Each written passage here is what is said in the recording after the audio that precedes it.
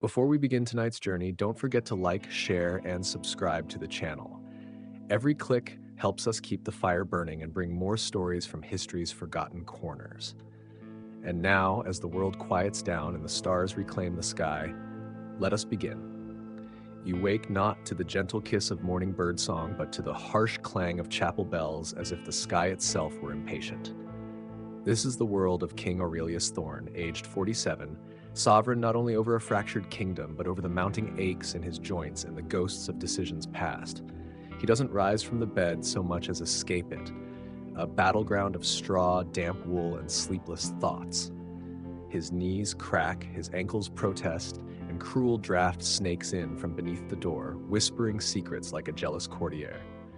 There are no gentle awakenings here, only the relentless grind of duty, crowned in gold and burdened with silence. In this ancient stone chamber, every morning feels like an unwanted encore to a performance no one asked for, but no one dares to cancel. The bed is cold, the goblet of last night's wine remains untouched, and the crown, still there, waiting, watching. Where in the world are you listening from tonight? A quiet room, a midnight train, under the covers, hoping sleep will come soon? Let us know in the comments. I read each one, and your voices shape this growing tapestry of silent dreamers. If you haven't already, subscribe to the channel and ring the bell because tomorrow's story is one you won't want to miss. A tale of shadows, secrets, and a kingdom that forgot how to sleep. And remember, these aren't just stories, they're echoes of who we once were, and perhaps who we still are. As the morning light slowly leaks into the chamber, casting long shadows across the cold stone floor, King Aurelius Thorn stares at the ceiling. It's not the comforting ceiling of a castle or the crown that weighs heavy on his head. No, it's the weight of history itself, pulling him further down into the depths of his thoughts. With every creak of the old beams above him, his mind churns through the centuries of rule that preceded him. Kings who died young, kings who died alone, kings who died trying to hold on to something they couldn't control. And yet, here he is, the weight of a throne on his back, in a time where no one has the luxury of forgetting for long. There are no peaceful mornings in the life of a king, just the clang of iron bells ringing out across the kingdom, signaling the start of another day and another fight. The moment his feet hit the floor, the burden of sovereignty begins to tighten around him like a noose. His chamber, though lavish, feels more like a tomb than a place of rest. The grand oak four-poster bed, with its heavy velvet drapes, once a symbol of power and luxury, now seems like a prison. Every morning, it drags him out of sleep with its relentless reminder that no matter how tired he is, the world waits for no one. The grandness of his surroundings is a constant mockery of the loneliness that reigns within him. A king might command armies, but the only army Aurelius has left is the army of regret, guilt, and unspoken fears. His knees creak as he swings his legs over the side of the bed, and a sharp twinge of pain shoots through him. At 47, he's not old by the standards of the common folk, but in the world he inhabits, where every moment feels like a battle, it might as well be a lifetime. He grits his teeth and forces himself to stand, his body protesting every movement. He was once young and strong, the image of power, a king who could conquer kingdoms and tame dragons with nothing but a glare.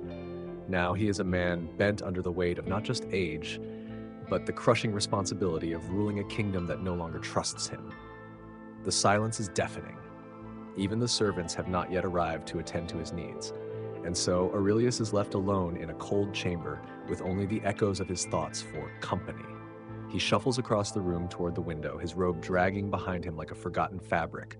Sitting silently on his dressing table, the crown watches him with that familiar, unyielding gaze. He doesn't touch it yet. He doesn't have to. Its weight presses on him whether it rests on his head or not. He looks out over the kingdom, a mist hanging over the hills like a curtain drawn over the landscape. The rooftops glisten with the early morning frost, and the town below stirs to life under his rule. Aurelius knows that for all the beauty of the world outside, it is no longer his kingdom. The people have grown disillusioned, tired of promises that were never fulfilled.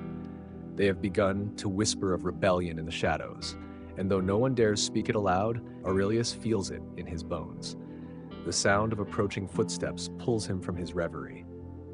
Anselm, a young boy barely 12, is already overburdened with the weight of the palace's most minor tasks. He enters with a slight bow, his eyes cast down in the customary way of all servants. "Good morning, Your Majesty," he murmurs.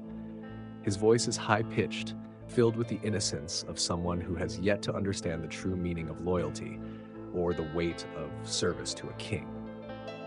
Aurelius grunts in reply, too tired to do much else. The boy approaches with his robe, which smells faintly of lavender and something else, a hint of dust, perhaps, or the weight of the past. As Anselm helps him into the garment, Aurelius can't help but think of his youth. He had been much like Anselm once, filled with the hope that service to the crown was noble and that giving everything for the kingdom was an honor. But that hope had withered over the years, just as the land had withered beneath his reign.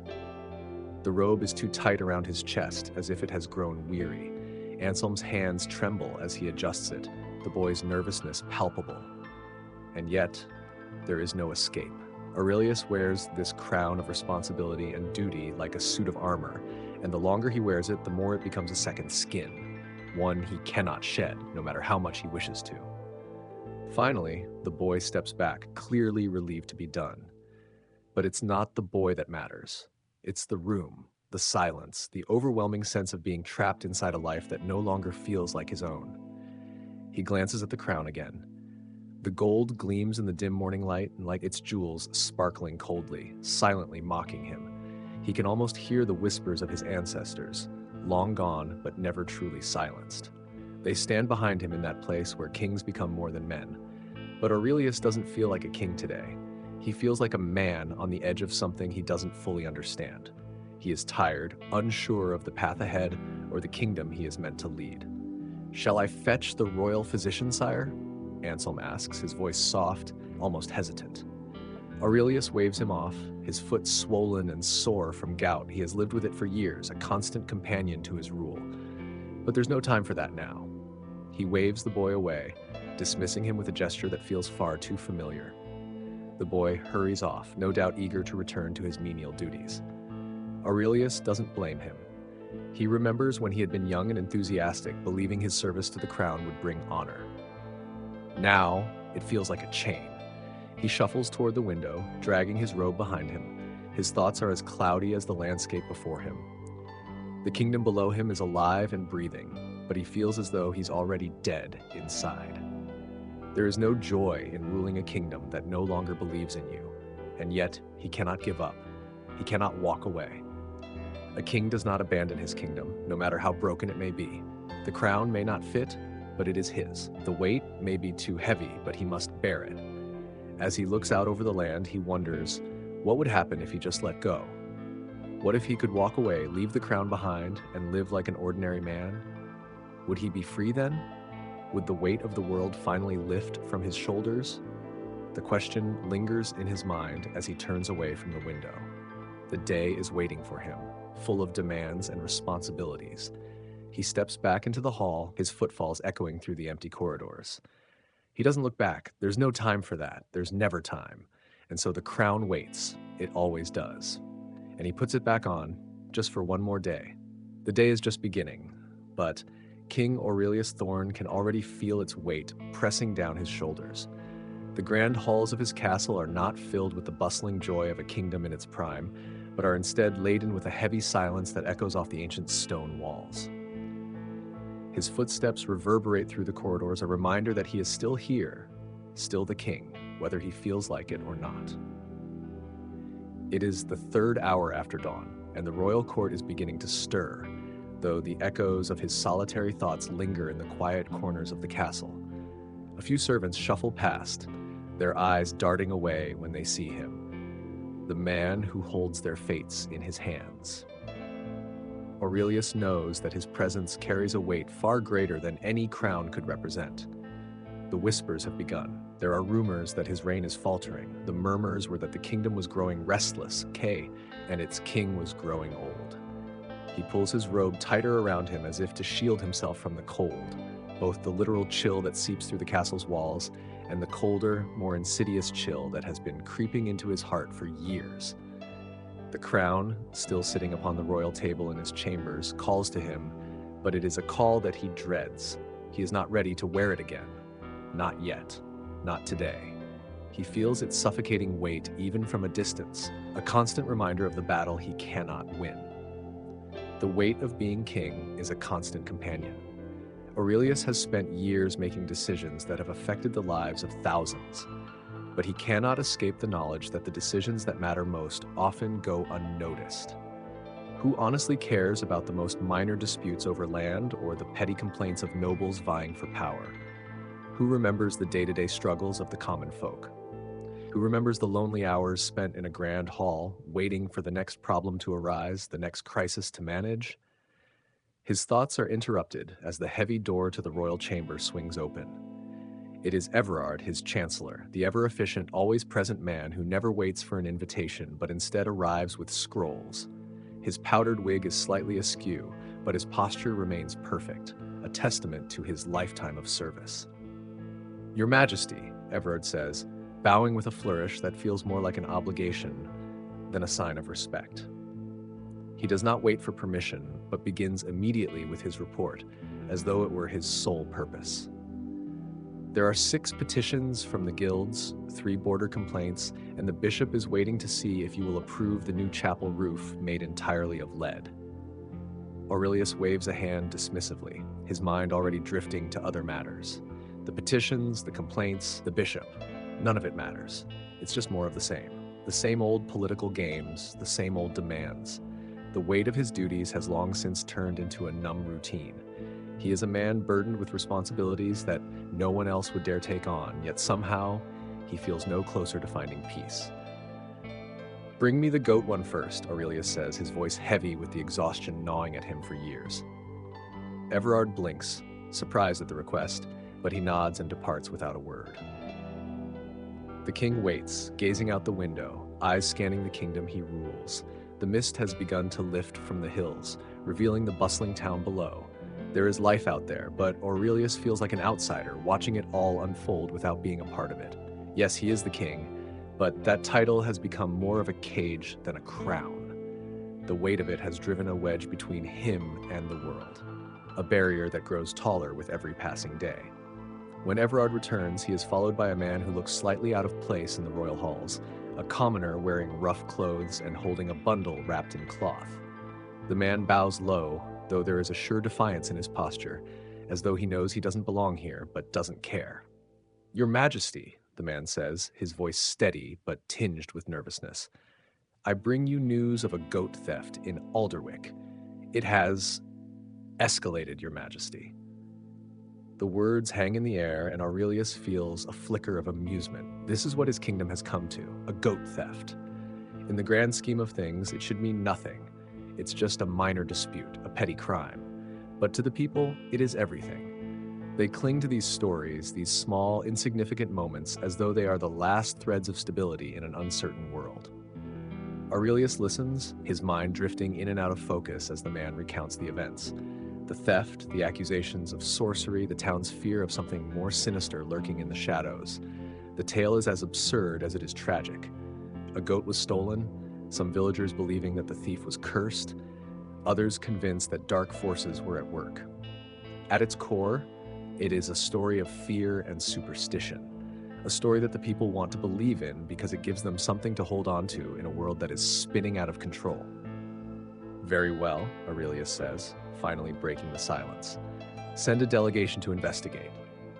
If it's just a theft, let the villagers handle it. But if something is more at play, we'll send word for reinforcements." The man nods, grateful for the king's attention, and leaves the room without a word. Aurelius sighs deeply, turning back to the window. The sky is brighter now, but it feels no less heavy. The goat theft, petty disputes, and endless petitions are all the same. They are just distractions, small fires that the king must put out so that he can survive another day. But what does it all mean? What is the point of it all? Aurelius cannot help but wonder if it's all been for nothing. The wars he's fought, the treaties he's signed, and the alliances he's made seem like empty gestures now, hollow acts of power that have accomplished little more than to prolong his reign. The thought nags at him, but he shoves it away. There is no time for such questions. The day has only just begun, and many fires remain to put out. As he moves to leave the room, his foot catches on the edge of the rug and he stumbles, catching himself at the last moment. It is small, but it reminds him of how fragile everything is. One misstep, one wrong move, and the kingdom could crash. Aurelius steadies himself and exits the room, his mind already shifting to the next problem. The crown on his head feels heavier with each step he takes, but it is his burden, and he will carry it for today.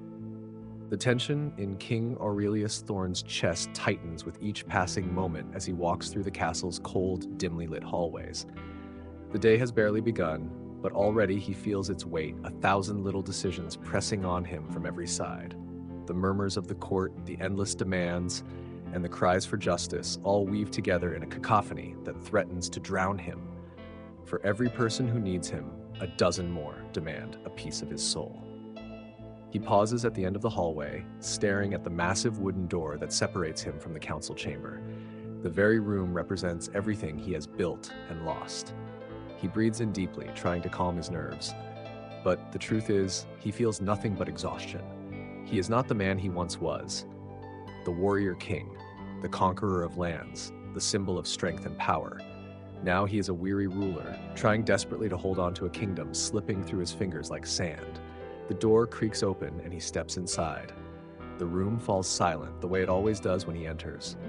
The murmurs of the court hush and every head turns to face him. He is no longer just a man entering a room.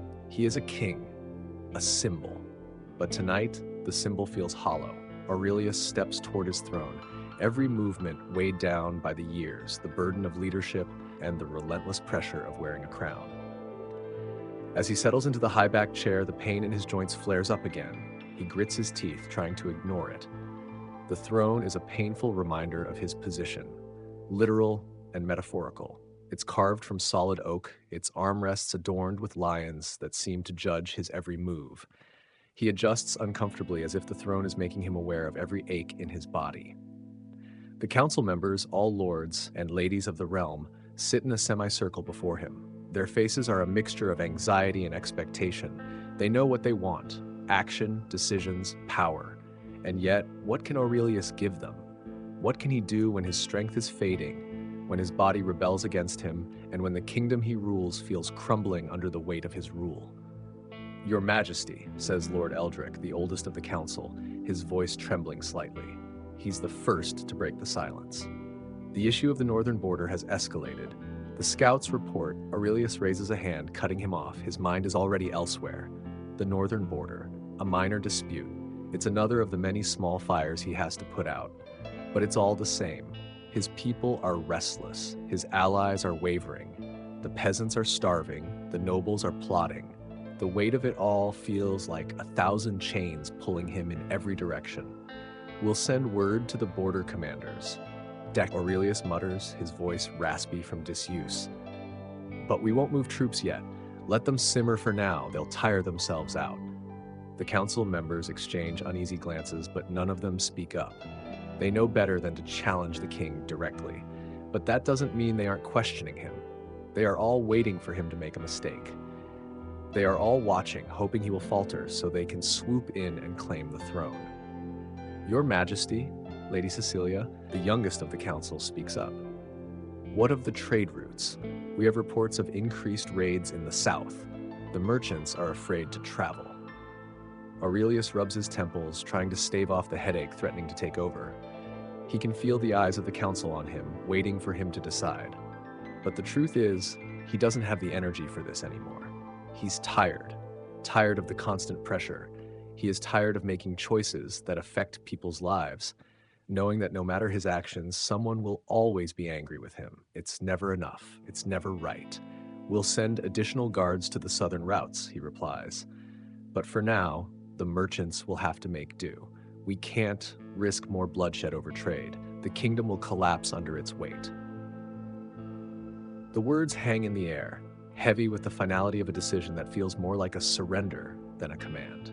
The council members nod, but Aurelius can see the disappointment in their eyes. They wanted something more substantial, something more decisive. But what is there left to give? The room falls into an uneasy silence once more, and Aurelius finds himself staring at the grand tapestries that line the walls. They depict battles won and lost, kings who ruled with iron fists, and queens who wielded power with grace. They are the stories of his ancestors, his forefathers who lived and died by the sword. Their faces are proud, noble, immortalized in the fabric of time. But Aurelius is not like them. His story is not one of glory, it is one of survival. He sighs, long and slow, feeling the weight of his thoughts as much as the crown's weight on his head. Aurelius knows he is not a king like the ones in the tapestries. He is not a man of legend. He is just a man, a tired, broken man who happened to be born into a crown. "Your Majesty," Everard interrupts again, his voice calm and measured. He holds out a scroll, and Aurelius takes it with a sigh. It's more paperwork, more decisions to be made, more problems to fix, more issues to ignore. "We have a new request from the bishop," Everard continues, his voice betraying no emotion. He wants approval to melt down the silver candlesticks in the chapel to fund repairs to the roof. Aurelius raises an eyebrow, already weary of the endless stream of demands. The silver candlesticks, the ones his mother had gifted to the chapel before her death. He remembers her soft voice, warm hands, and how she comforted him when the crown's weight became too much for him to bear. She had been his strength. But now she's gone, and all he has left are these hollow relics of a past he can't escape. "No," he says firmly, the word cutting through the air like a blade. "Find another way. Keep your hands off my mother's gifts." The room goes silent. Even Everard seems taken aback by the king's sudden forcefulness. But Aurelius doesn't care. He is not the same man he once was, and there are some things he will not bend on. Not anymore. As the meeting continues, Aurelius finds his mind drifting once more. His thoughts slip away from the petty politics of the court to the vast emptiness that lies beyond the castle walls. The world is out there, waiting to be conquered, but he is no longer certain he has the strength to conquer anything. He is tired of fighting and pretending to be the man they want him to be. The meeting drags on, the council's voices blurring into the background, and Aurelius feels the crushing weight of his reins settle even more heavily upon him. His hands tremble slightly as he holds the scepter, his fingers aching from the years of handling it. The scepter, the symbol of his power, is now just another reminder of everything he has lost. Finally, as the day stretches into the afternoon, Aurelius rises from his throne, his joints protesting with every movement. The council members also stand, bowing as he leaves the room, but Aurelius doesn't notice. He strolls down the hall, his robes trailing behind him like a shadow. The kingdom is still his, but for how long? The crown weighs heavier than ever, and Aurelius wonders if there will be a day when he no longer has the strength to bear it. The castle is quiet now, but King Aurelius Thorn knows it won't last. There's always something, someone knocking at his door, demanding his attention and approval. But tonight, the hallways are empty, the grand chambers silent, as though the castle is holding its breath, waiting for something to happen. The flicker of torchlight against the stone walls casts long shadows, making the castle feel even more desolate than it is. Aurelius stands alone in his chambers, staring at the worn oak desk before him. It's cluttered with scrolls and letters, each more pressing than the last, but none of them matter. Not really. There are petitions for land, tax demands, and urgent letters from allies, yet Aurelius feels detached from it all. The crown's weight feels heavier on his head than ever before, a constant reminder of his failures and inability to make the kingdom work as it once did. He knows that the people are suffering, but no matter how hard he tries to fix it, the cracks spread too quickly. The fire crackles in the hearth, but the warmth does little to ease the chill that's settled deep inside him. Aurelius steps toward the window, staring out at the darkened sky. The moon hangs low, casting a pale light over the land stretching before him. The wind stirs the trees in the distance, a low whisper that seems to call to him. For a moment, he closes his eyes and listens. It's not the wind that's calling, he realizes. It's the weight of everything that has been left unsaid, the burden of a king who can never escape his throne. Aurelius turns away from the window with a sigh, running his hand through his hair. The weight of the decisions he's made sits heavy on his shoulders, and yet there's no one left to turn to. His advisors, once his closest allies, have become nothing more than distant voices, each speaking to him from their corner of the kingdom, pushing him further into isolation. He has surrounded himself with people, but no one truly sees him.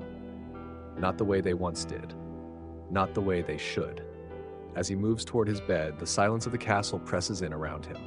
He sinks onto the edge of the mattress, his body aching from the weight of years spent in the service of a kingdom that seems to be slipping through his fingers. He knows he should rest, that sleep would give him the clarity he desperately needs. But he can't. He can never sleep. Not when so much is left undone. So many broken promises are hanging in the air like dark clouds. His mind drifts back to the council meeting earlier in the day, to the faces of the nobles, the merchants, the peasants, each one looking to him for answers he doesn't have. He had tried to appease them with vague promises and empty assurances, but he could see it in their eyes. They no longer believed in him. They believe in the crown, title, and legacy that came before him, but not in him. He is not the man they wanted him to be, the king they thought he would be. They wanted strength, decisiveness, clarity. Instead, they have an overwhelmed ruler who is unsure of his next step.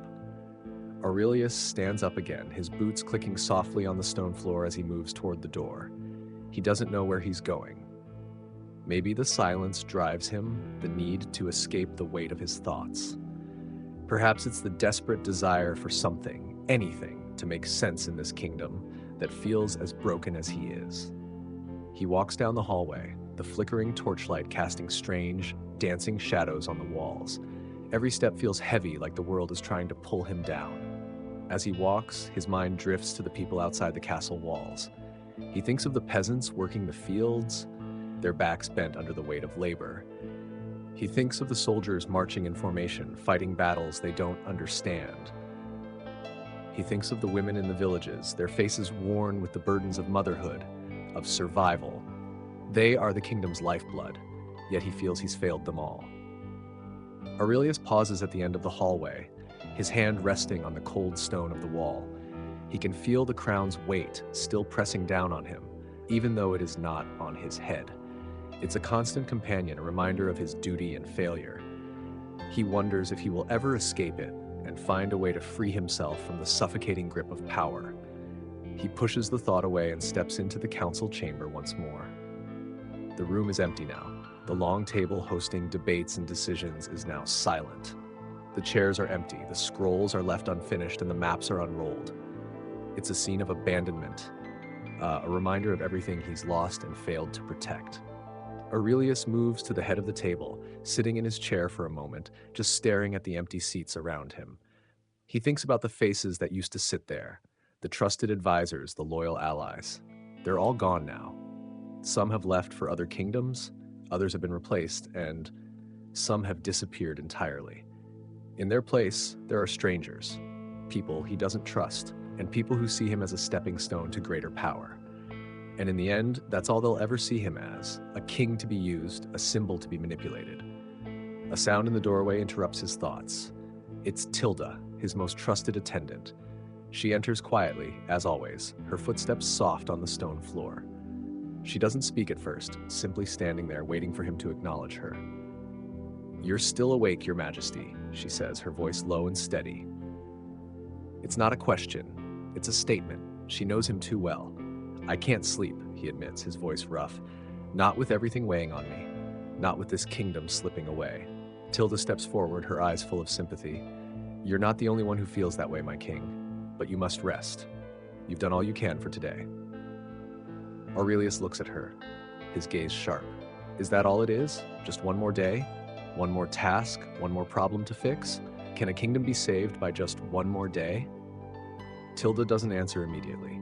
She watches him, her eyes steady. "A kingdom is made up of many days, Your Majesty. It's not just about one decision. It's about every decision, every day, every person you've touched.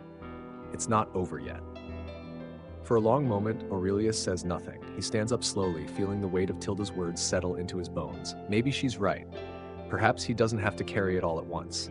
Maybe, just maybe, the kingdom can be saved, not by the strength of a king, but by the strength of the people who believe in it. He looks up at her, offering a small, tired smile. "Thank you, Tilda." She nods, then turns to leave, but before she does, she says softly, "I'll be here when you need me, Your Majesty." As the door closes behind her, Aurelius stands alone again, his thoughts swirling in the room's silence. The crown's weight, the kingdom's weight, doesn't feel as heavy as it did before. For the first time in a long time, he allows himself to breathe, just for a moment. Tomorrow will come, and with it, the same struggles and burdens. But for tonight, he is not a king. He is simply a man, and that is enough. The quiet of the evening stretches on, a blanket that settles over the castle like the weight of 1,000 unanswered questions. King Aurelius Thorn stands alone in the stillness of his chambers, staring at the flickering fire as it dances in the hearth. The warmth of the flames does little to ease the coldness in his chest, the gnawing emptiness that has taken root inside him for so long. Outside, the wind howls against the stone walls as if nature is rebelling against the silence that has come to define his reign. For a moment, he wonders if he will ever escape this feeling. The feeling that the crown's weight is not a symbol of power, but of isolation. The people who once revered him now look at him suspiciously, their trust slipping through his fingers like sand. Once filled with his most trusted allies, the council has turned into a pit of ambition and self-interest, each member quietly eyeing the throne as though it belongs to someone else.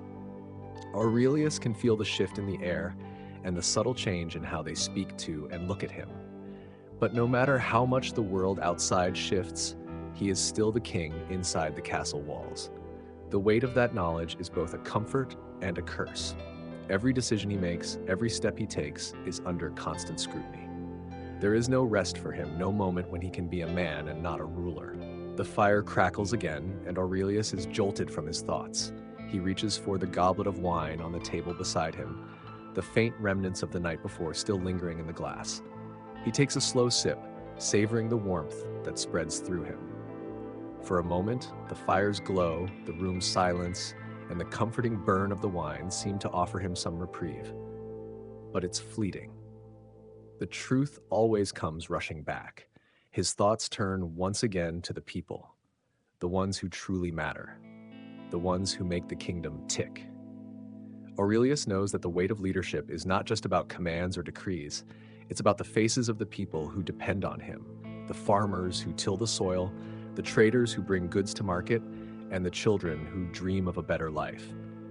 They are the kingdom's heartbeat, yet he feels increasingly distant from them. The more he tries to hold it all together, the further they slip away. His mind drifts back to the council meeting earlier in the day, where the faces of his advisors were clouded with frustration, impatience, and perhaps a touch of pity. They no longer trust him to make the right decisions. They have begun to speak to him respectfully, but there's a shift in their tone, a subtle but unmistakable shift. They are all waiting for him to falter. They are all waiting for him to make a mistake. But Aurelius doesn't know how long he can keep up the act. The mask is slipping, and he wonders if anyone will still care when it finally falls away. He looks down at his hands, the same hands that once wielded swords and made decisions with confidence, now trembling slightly from the weight of too many years of stress, too many choices that have led to too many broken promises. Aurelius feels the sharp pang of guilt deep in his chest. He hasn't been the king they needed him to be. He hasn't been the king he wanted to be. The ideal of a ruler, strong, unyielding, capable, has slipped away, leaving him with only the reality of what he's become. For a long moment he sits in silence, his gaze fixed on the fire as the embers slowly fade to ash. He wonders if he's too far gone, if the damage is irreversible. There is no going back to the man he once was. The warrior king, the man with the world at his feet, is gone.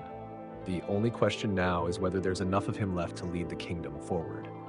Just as the silence becomes unbearable, a soft knock at the door breaks through the quiet. It's Tilda, his most trusted attendant. She enters without waiting for permission. Her footsteps light on the stone floor. She's been with him through everything, through the good and the bad, and somehow she still hasn't given up on him. "Your Majesty," she says quietly, her voice low and steady. "The messenger from the north has arrived. He's asking to speak with you." Aurelius sighs, pushing himself up from his chair. The messenger from the north. Another problem, another crisis waiting to be dealt with. He's tired of it. Tired of the endless requests, the constant need for his attention, but he knows he must go. He must face whatever awaits him, even if he feels like he's been stretched to the breaking point. He follows Tilda through the dimly lit hallways, each step taking him further away from the peace he had briefly found in the solitude of his chambers. The castle is cold, the air thick with tension, and Aurelius feels it deep in his bones. There is no escaping it. There is no hiding from the responsibilities that come with the crown. Not anymore. The messenger is waiting in the small antechamber just beyond the council room. He stands with his head bowed, his eyes avoiding the king's gaze as though he already knows what's coming. "Your Majesty," the messenger says, his voice trembling slightly. "We've received word from the northern border. There's been an uprising. The villagers have taken arms against the tax collectors. They're demanding lower taxes or they will march to the capital." Aurelius stares at the messenger, his mind racing. An uprising, a rebellion against the crown. The very thing he has tried to avoid. The very thing he has been dreading. He feels a knot form in his stomach, but he doesn't let it show. He can't afford to show weakness now. "Prepare the troops," he orders, his voice firm though it feels foreign. "We will march at dawn." The messenger nods, clearly relieved to have his orders, but as he turns to leave, Aurelius calls out to him, "Wait." The messenger pauses, turning back with a questioning look. "Tell them to hold off," Aurelius says, his voice quieter now. "I'll go myself. I'll speak to the people. They need to know that we are listening."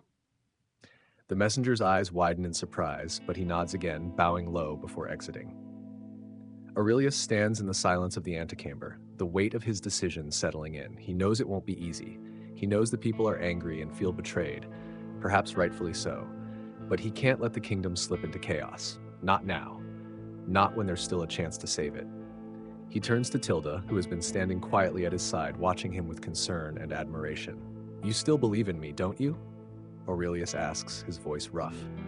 Tilda doesn't hesitate. "I always will, Your Majesty. You need to remember that you're not alone." Aurelius allows himself a small, tired smile for the first time in what feels like an eternity. "Thank you," he says softly. "I think I needed to hear that." And with that, he walks out of the antechamber, ready to face the kingdom slowly slipping through his grasp.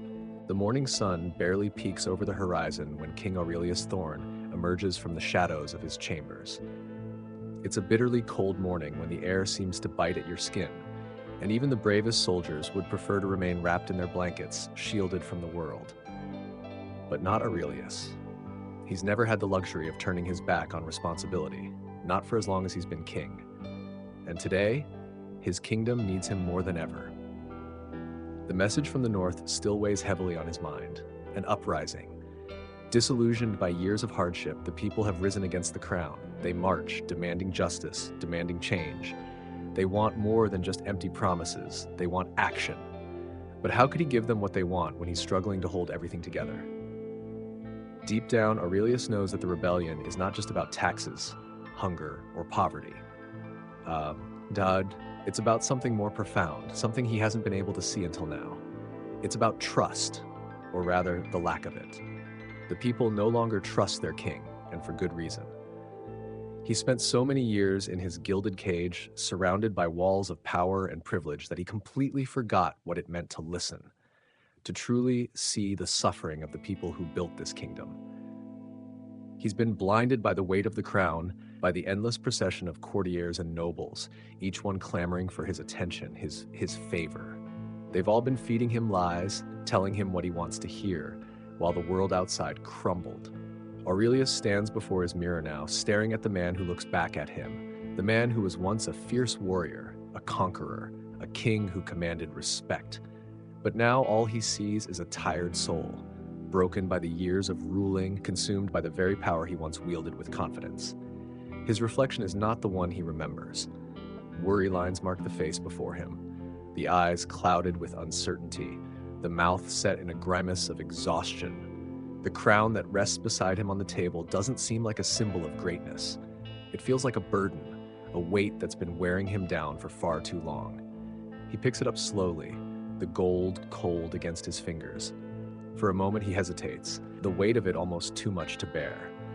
This is the symbol of his kingdom, which has defined him for as long as he can remember. But what is it worth now? What does it mean to rule, when the people no longer believe in you. Aurelius puts the crown on his head, the cold metal settling into place, a constant reminder of the responsibility he cannot escape. He knows that today will be different. He has no choice but to face the rebellion head on.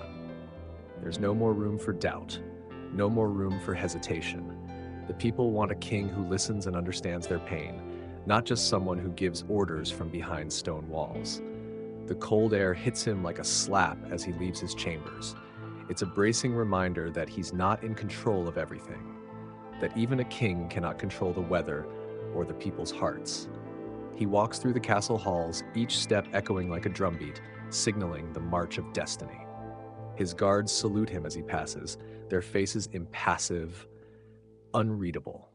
For a moment he wonders if they too have begun to doubt him, if they too feel the weight of the kingdom crumbling beneath their feet. The council chambers are quiet when he enters. The usual murmurs stop and the room falls into a heavy silence. Aurelius takes his seat at the head of the table, his eyes scanning the faces of the men and women who once stood by him, who once believed in him. Now, they look at him skeptically, their loyalty hanging by a thread. He doesn't blame them. He feels the same way about himself. "Your Majesty," Lord Eldrick begins, his voice strained as if even he is uncertain how to proceed. "The rebels have begun to move toward the capital. We've received word that they will arrive by nightfall. What are your orders?" Aurelius takes a deep breath, his mind racing as the moment's weight settles. This is it. The moment he's been dreading, the moment that will decide the fate of his kingdom. His hands tremble slightly, but he steadies himself, drawing on the strength that has carried him this far. "We will meet them," he says, his voice firm but his heart heavy. "We will not hide behind walls. We will face them head on, in the open. We will show them that we are not afraid." The council members exchange nervous glances, unsure of what to make of his decision. Aurelius can feel the tension in the room, the unease that lingers in the air. They want him to be a king who gives orders and commands his armies with authority. They want a warrior, a leader. But that's not who he is anymore. He can't be the king they want him to be. He can only be the king he is.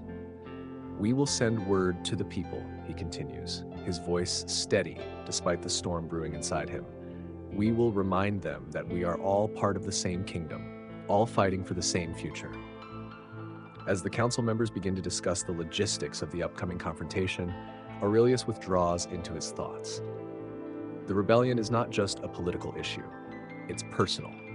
It reflects everything he has failed to do, everything he has failed to be. He has spent too much time trying to appease the nobles, the merchants, and the court. He has neglected the people who need him the most, the ones who struggle daily and sacrifice everything to survive. He remembers the face of a young peasant, a boy who had come to the castle years ago, asking for help. The boy's family had been starving, their crops failing, their homes falling apart. Aurelius had promised to help them to make things better, but he had failed. The boy's family had been forgotten, lost in court politics. And now that same boy's voice is among the voices calling for justice. Aurelius feels a pang of guilt in his chest. He has failed them all. And now they are rising against him. The council meeting continues, but Aurelius isn't listening anymore. His mind is racing, his thoughts spinning out of control. He's a king, yes, but he's also a man who is desperate for something, anything, to make sense of this madness. He knows that this rebellion will be a turning point. It will either make or break him. There's no middle ground. He stands suddenly, the chair scraping loudly against the stone floor. "We'll face them at the gates," he says, his voice cutting through the tension in the room. "Prepare the men. I will lead them myself." As he walks out of the room, the weight of his decision presses down on him like never before. This is it. There's no turning back now. The kingdom is on the brink of chaos, and only one thing is sure. Whatever happens next will change everything. The day has finally come. The tension in the air is so thick that it feels as though the very earth beneath King Aurelius Thorn's feet might crack open at any moment. The rebellion is no longer just a whisper in the wind. It has become a full-blown storm, and now it's marching toward the capital. Aurelius can feel it in his bones. The reckoning is at hand. The castle walls seem to close around him as he stands in his war room, staring at the map before him.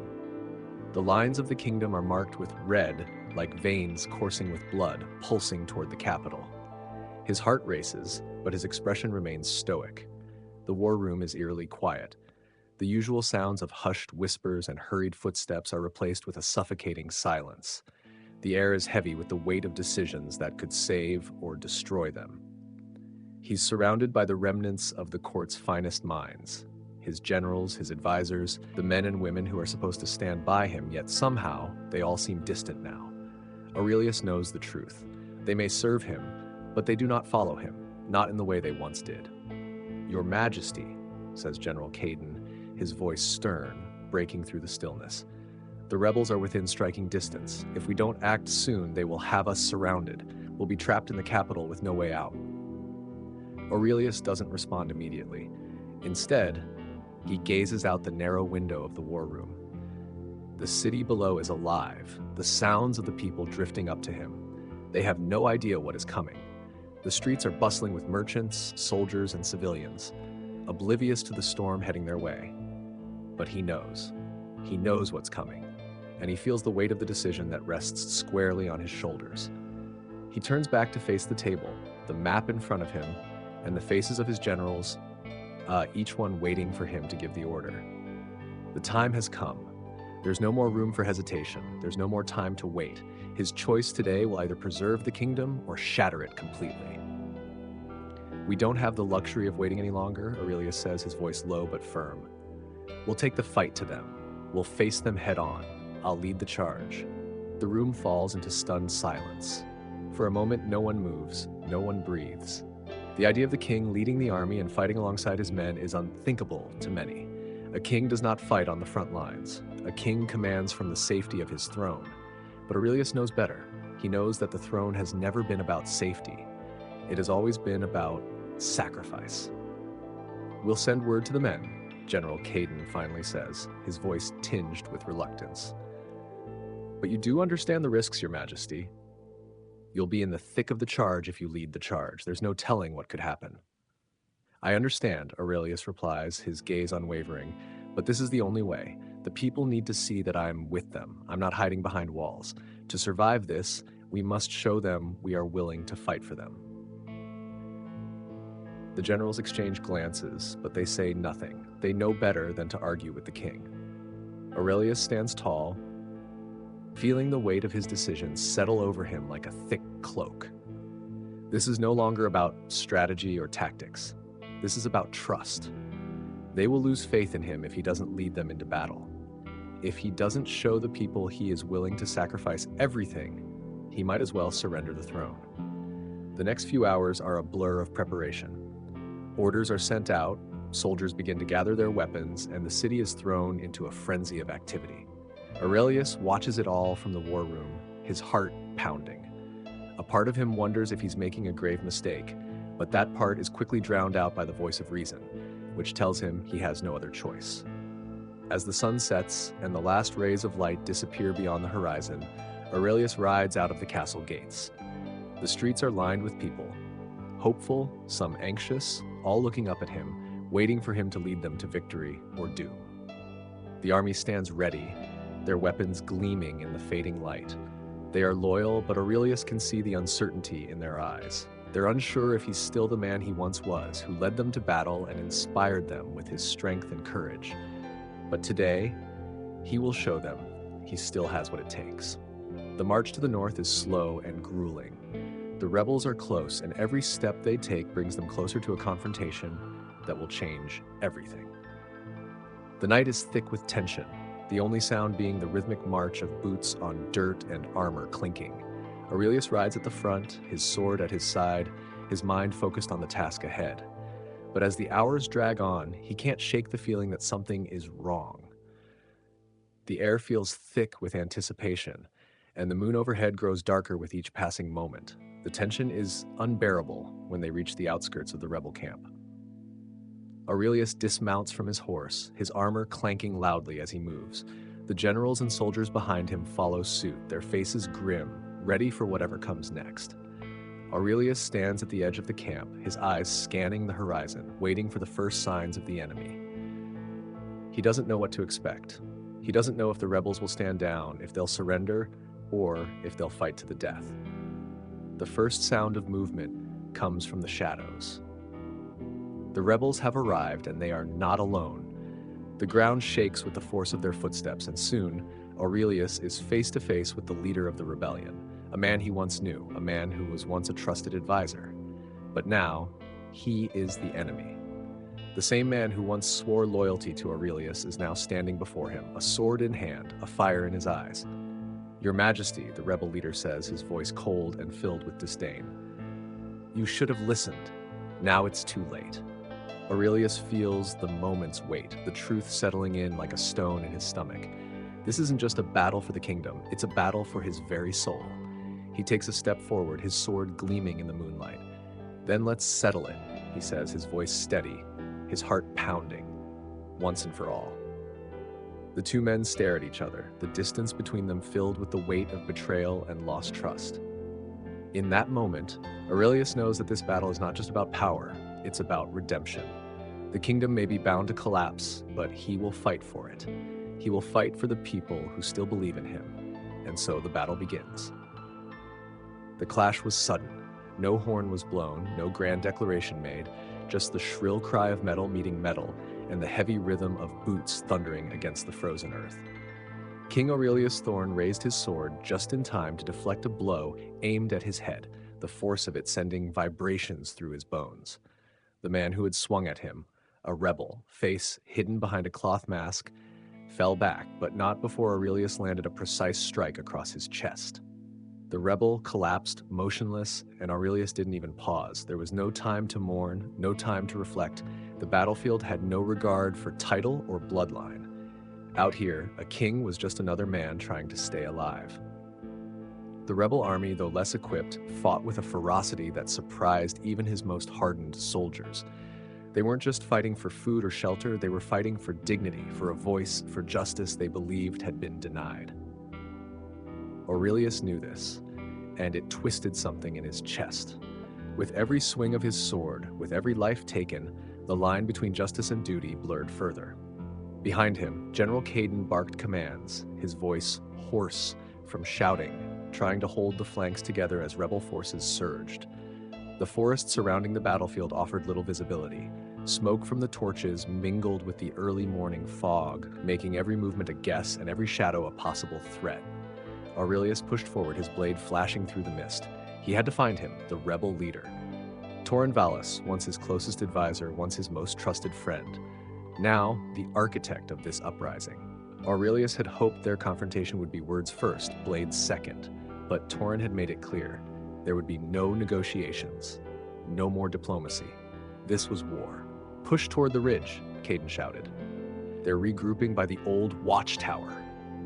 Aurelius turned in that direction, his eyes narrowing. The old watchtower. Of course, it had once served as a lookout post during the Eastern campaigns. Torren had commanded it then. It would be fitting for him to make his stand there now. Aurelius motioned to a cluster of his guards. "With me." They carved a path through the chaos, climbing the ridge as screams echoed below. Dead and wounded littered the hillside. As they neared the summit, the din faded slightly, and the outline of the watchtower emerged through the fog. There he was. Torren stood tall near the base, surrounded by his elite fighters. His armor was mismatched, worn, likely gathered from fallen battles. But he held himself with the same calm authority that had once made him invaluable to Aurelius. The king approached, sword drawn, eyes locked with his former friend. Torren stepped forward, lowering his own blade slightly in greeting, but not in surrender. "I knew you'd come," he said, his voice unshaken. "You gave me no choice," Aurelius replied. Torren's face twisted in pain, or was it regret? "You gave me no choice. I begged you to listen. I sat in those meetings and watched you nod while doing nothing. The harvests failed, the taxes bled our people dry. I warned you, and you looked away." Aurelius tightened his grip on the hilt. "I failed, yes, but I never turned away. I was trying to hold together a kingdom with cracks in every stone. You should have helped me fix it, not set fire to it." "I did help," Torren said, voice rising. "But no one listens to whispers behind gold doors. I had to make you hear us." They stood in silence, the air between them charged with the weight of history, betrayal, and something unspoken. Grief. Grief for the kingdom they both loved, for the man each thought the other had become. "This doesn't have to end here. Aurelius said quietly. We could still. But Torin had already lifted his sword. It always had to end here. The duel began not with an explosion, but a single clash, steel ringing out against steel. Each strike was personal, each block a memory. They knew each other's strengths, their weaknesses, their tendencies. What had once made them an unstoppable team now made them deadly enemies. Blow for blow, they circled the battlefield near the tower, the fight echoing down to the soldiers below, who had paused, watching in grim silence. It was no longer just a battle of armies, it was a battle of symbols, of old loyalties tested, of what it meant to lead. Torin lunged, but Aurelius sidestepped, countering with a deep slice across Torin's shoulder. Blood stained the rebel's tunic, but he didn't stop. He fought harder, driven by something far more powerful than pain. Belief. Conviction. You could have been great. Torin spat between clenched teeth. I still can, Aurelius said, parrying again if we stop this madness. But Torin's answer came in a scream and a final, desperate swing. Aurelius blocked it and in a single, smooth motion, plunged his sword into Torin's side. Time seemed to halt. Torin's eyes widened, then softened. His body slumped against the king, and Aurelius caught him, lowering him gently to the ground. Torin coughed, blood staining his lips. You were always too slow to act. And you were too quick to destroy, Aurelius whispered. A long silence passed between them. Then, with one final breath, Torin's body went still. The fog lifted slightly, as if the sky itself had been holding its breath. Aurelius stood, covered in blood and ash, but not triumphant. This wasn't victory, this was consequence. He looked out over the field. Some rebels still fought, others had stopped, weapons falling from their hands, seeing their leader dead. His soldiers didn't cheer, they simply waited, watching him, waiting for a king. Aurelius raised his hand, not in command, not in celebration, but in signal. Enough, he said, loud enough to carry. The fighting stopped. Across the battlefield, weapons lowered. Men dropped to their knees. Not in defeat, but in exhaustion. The silence that followed was heavy, but it was not empty. It was full of questions, full of hope. Aurelius turned back toward the tower where Torin lay. Let him be buried with honor, he said to his men. He fought not for power, but for people. And then, shoulders slumped, sword dragging behind him, the king walked down the hill. He had survived the battle, but he would never be the same again. The journey back to the capital was silent. No fanfare, no songs. Just the soft shuffle of boots through mud and ash, the metallic whisper of armor shifting, and the distant caw of birds that circled overhead, drawn by the smell of what had been lost. King Aurelius Thorn rode at the front, but even he wasn't leading in the traditional sense. It felt more like drifting. Each hoofbeat a reminder that while he may have won the battle, something within him had been irreversibly broken. Beside him, his horse snorted and twitched, sensing his unease. Behind him, his men followed, bruised, bloodied, changed. The weight of the rebellion's collapse clung to them like smoke, heavy and inescapable. They had witnessed more than a conflict. They had seen a king kill his former friend, and not for glory, not for conquest, but because neither man knew another way to stop the fire from spreading. The weather turned colder as they neared the gates. A gray sky blanketed the city, casting long, heavy shadows across the stone walls. The streets were lined with citizens, men, women, children, faces pale and expectant. They had heard the rumors, the whispers, that the rebellion had been crushed, that the king himself had returned. But what they saw wasn't a conquering hero. It was a weary figure, slouched in the saddle, blood still on his armor, eyes fixed on the ground ahead. The cheering never came. Instead, a hushed silence swept across the crowd as Aurelius passed. Some bowed their heads, others simply stared, and a few turned away, unsure what to feel. He dismounted at the palace steps, handing off the reins to a stable hand without a word. His joints ached with every step up the marble staircase. Inside the great hall, the warmth of the braziers should have been comforting, but it only made the weight on his shoulders feel heavier. Waiting for him at the throne was Lady Serana, head of the council. Her eyes, sharp as ever, scanned his face before she spoke. It's done then, he nodded. And Torin? Aurelius's jaw tensed. Dead. I killed him. She looked away for a moment, not in surprise but in resignation. He was your friend. He was more than that, Aurelius said, voice quiet but hard. He was right. Serana blinked, caught off guard. About what? About me. About how distant I'd become. how blind I was to the suffering beneath my own roof, how I let fear of losing control drive me to silence the voices that needed to be heard. He sat, not on the throne, but on the steps below it, like a man too tired to pretend he still belonged above everyone else. He placed his sword beside him, its tip scraping against the stone floor with a sharp metallic note that echoed in the chamber. I saw their faces, Serana, he continued. The rebels. They weren't traitors. They were farmers, bakers, fathers, sons. They didn't hate the kingdom. They hated what it had turned into. For a long moment, Serana said nothing. Then she walked to him, kneeling slightly to meet his eyes. And now, what will you do? Aurelius let out a breath that felt like it had been waiting to escape for days. I'll rebuild, he said, but not from this seat, not from behind these walls. She tilted her head. You mean to step down? He shook his head. I mean to step out. I'll walk among them. Listen, ask questions, apologize, earn back what I lost. That could be seen as weakness. Then let it be. Strength without humility is what led us here in the first place. The next morning, the court awoke to news that stunned even the most jaded nobles. The king would leave the palace and walk the streets as a common man, without his crown, without his guards.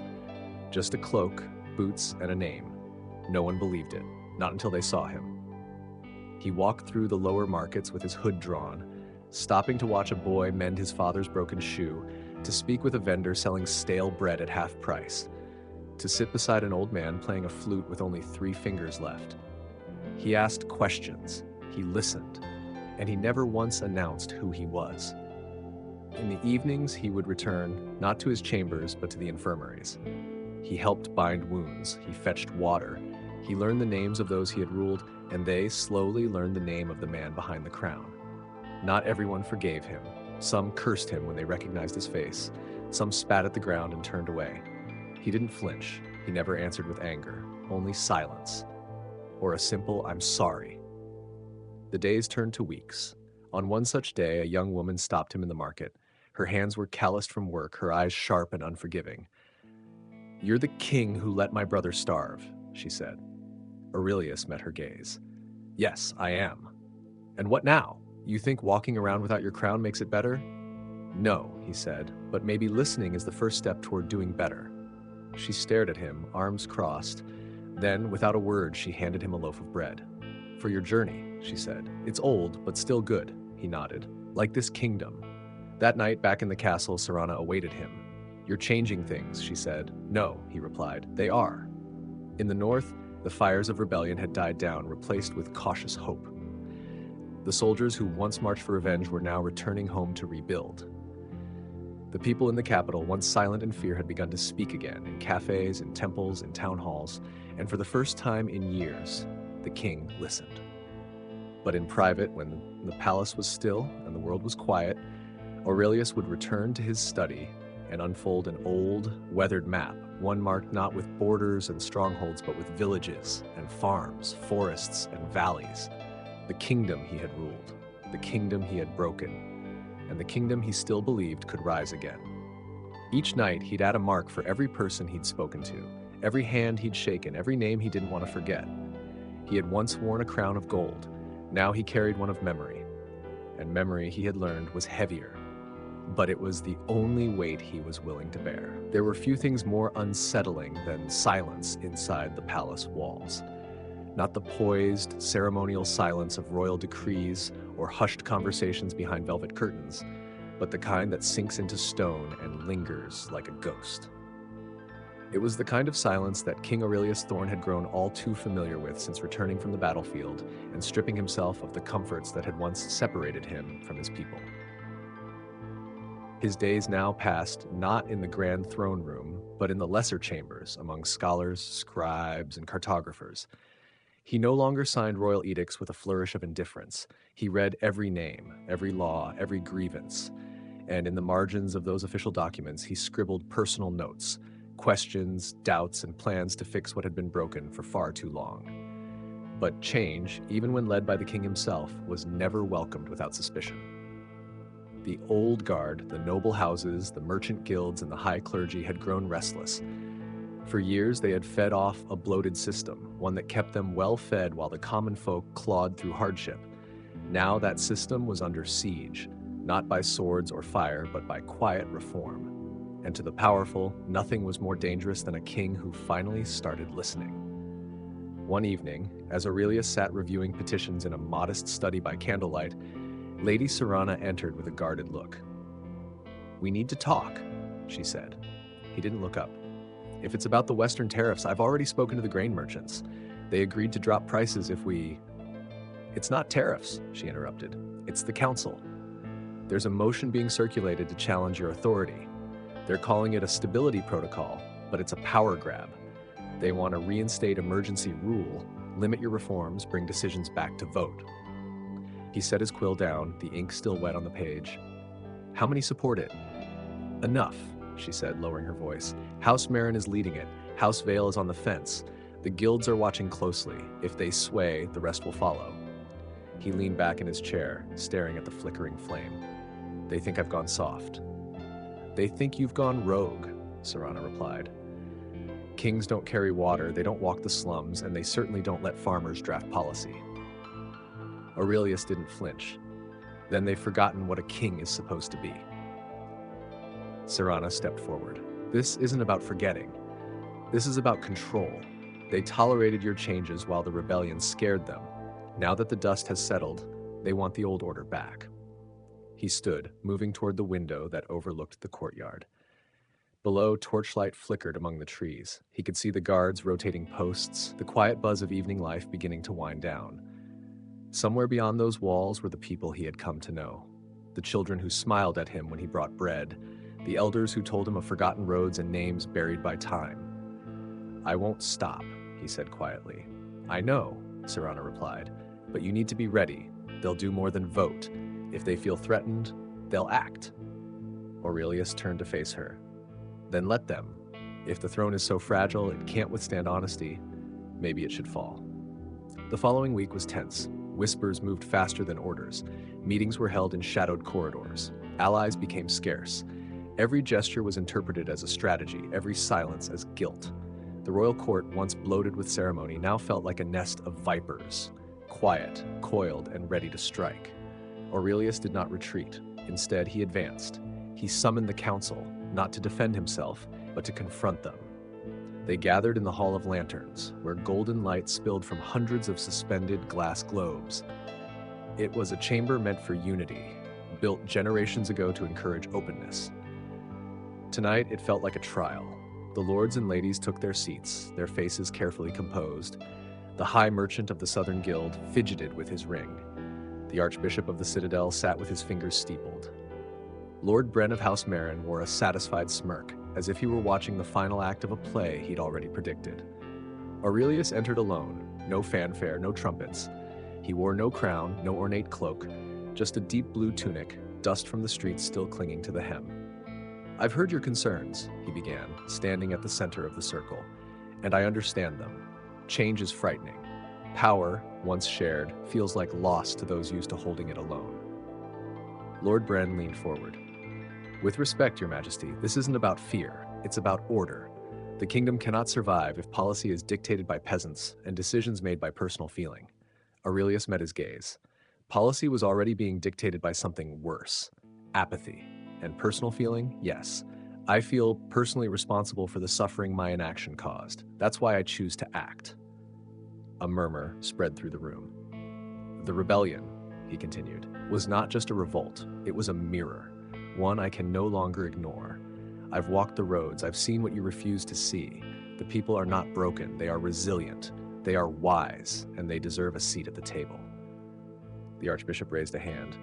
"And if your reforms lead to chaos, if removing centuries-old structures opens the gates to lawlessness?" Aurelius nodded. "Then I will bear that weight, as I bore the blade at the front lines, as I bore the crown when none of you would." There was a long pause. No one spoke, not because they were convinced, but because they hadn't expected him to meet them with such raw truth. "I am not asking for permission," he said, his voice rising just enough to echo. "I am telling you this. The throne will not return to silence, not while I sit on it." He left the council hall to silence once more, but this time it was different. It wasn't the silence of fear. It was the silence of disruption. In the weeks that followed, something unexpected happened. Farmers began receiving letters, official decrees inviting them to form local councils. Merchants, long taxed by corrupt lords, were allowed to petition directly for reforms. Roads that had been impassable for years were cleared by orders signed in the king's hand. And in the palace, something else changed. The whispers began to fade. Some nobles still resisted, of course.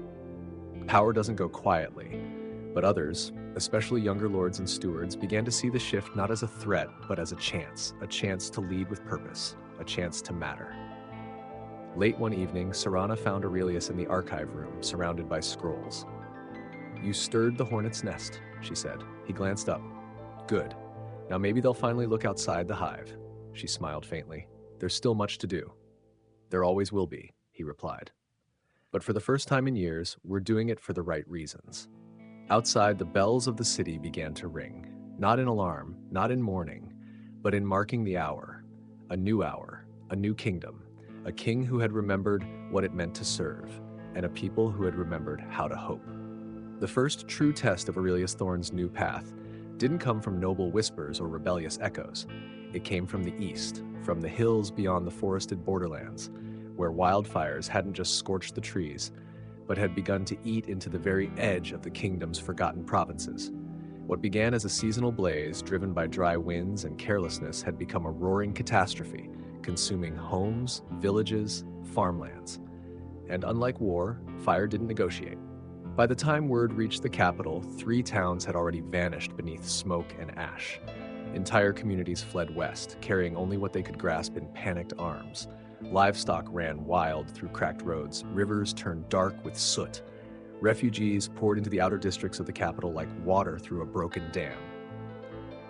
Aurelius didn't hesitate. There were no long council sessions, no months of debate. He convened his closest aides, looked them each in the eye, and gave an order none of them expected. "We go east. We meet this fire as one." They argued, of course. Serana reminded him that a king in a disaster zone was a logistical nightmare, that his presence might slow relief, that he could direct resources more effectively from within the palace walls. But Aurelius had learned something war and peace had both failed to teach him. Leadership wasn't about distance. It was about presence. So he left. 3 days later, he stood in the town square of Emberlin, a settlement once rich with timber and trade, now little more than scorched beams and hollowed homes. The air was thick with smoke and grief. People didn't bow when they saw him. Many didn't recognize him at all. He was covered in ash, his cloak stiff with soot, his crown left behind in the capital. And that was just the way he wanted it. He helped stack sandbags along the riverbank to block the creeping flames. He fetched water. He carried children from tents to carts, and when the sky cracked open with orange embers in the dead of night, he stood shoulder to shoulder with the villagers, forming a line to beat back the sparks with wet cloth and trembling arms. They called him mad at first, but then they started calling him something else, their own. One night after the fire had died down, but before the healing began, he sat by a dying hearth with an old woman whose home had turned to cinders. "You're the king, aren't you?" she asked, her voice like parchment. He didn't lie. "I am." "You don't look like one." He smiled faintly. "Maybe that's a good thing." She studied him a long while, then nodded. "You look like my back from the war, tired, but still standing." Still standing. The phrase clung to him, because that's what the kingdom had to do now. Not rejoice, not rest. Just stand. When Aurelius returned to the capital weeks later, his presence triggered something deeper than admiration. The people had seen him, not as a figure in paintings or rumors, but as a man who dug through ash, who bled and sweated alongside them. The reports from the east followed him like a second shadow. The nobles, once so confident in their opposition, began to fracture. Some stayed silent, others shifted allegiance. And more still requested private audiences, seeking to understand, to align, or at the very least, not to be left behind. The king's popularity was no longer political, it was personal, but trouble was never far behind. One morning, as Aurelius reviewed plans to rebuild Emberlin, a courier arrived. His hands shook as he delivered the letter. Its wax seal cracked from the journey. The message was brief. "Your reforms have inspired the wrong people. The Western lords march, they call it a restoration." Aurelius stared at the words, pulse slow but thunderous.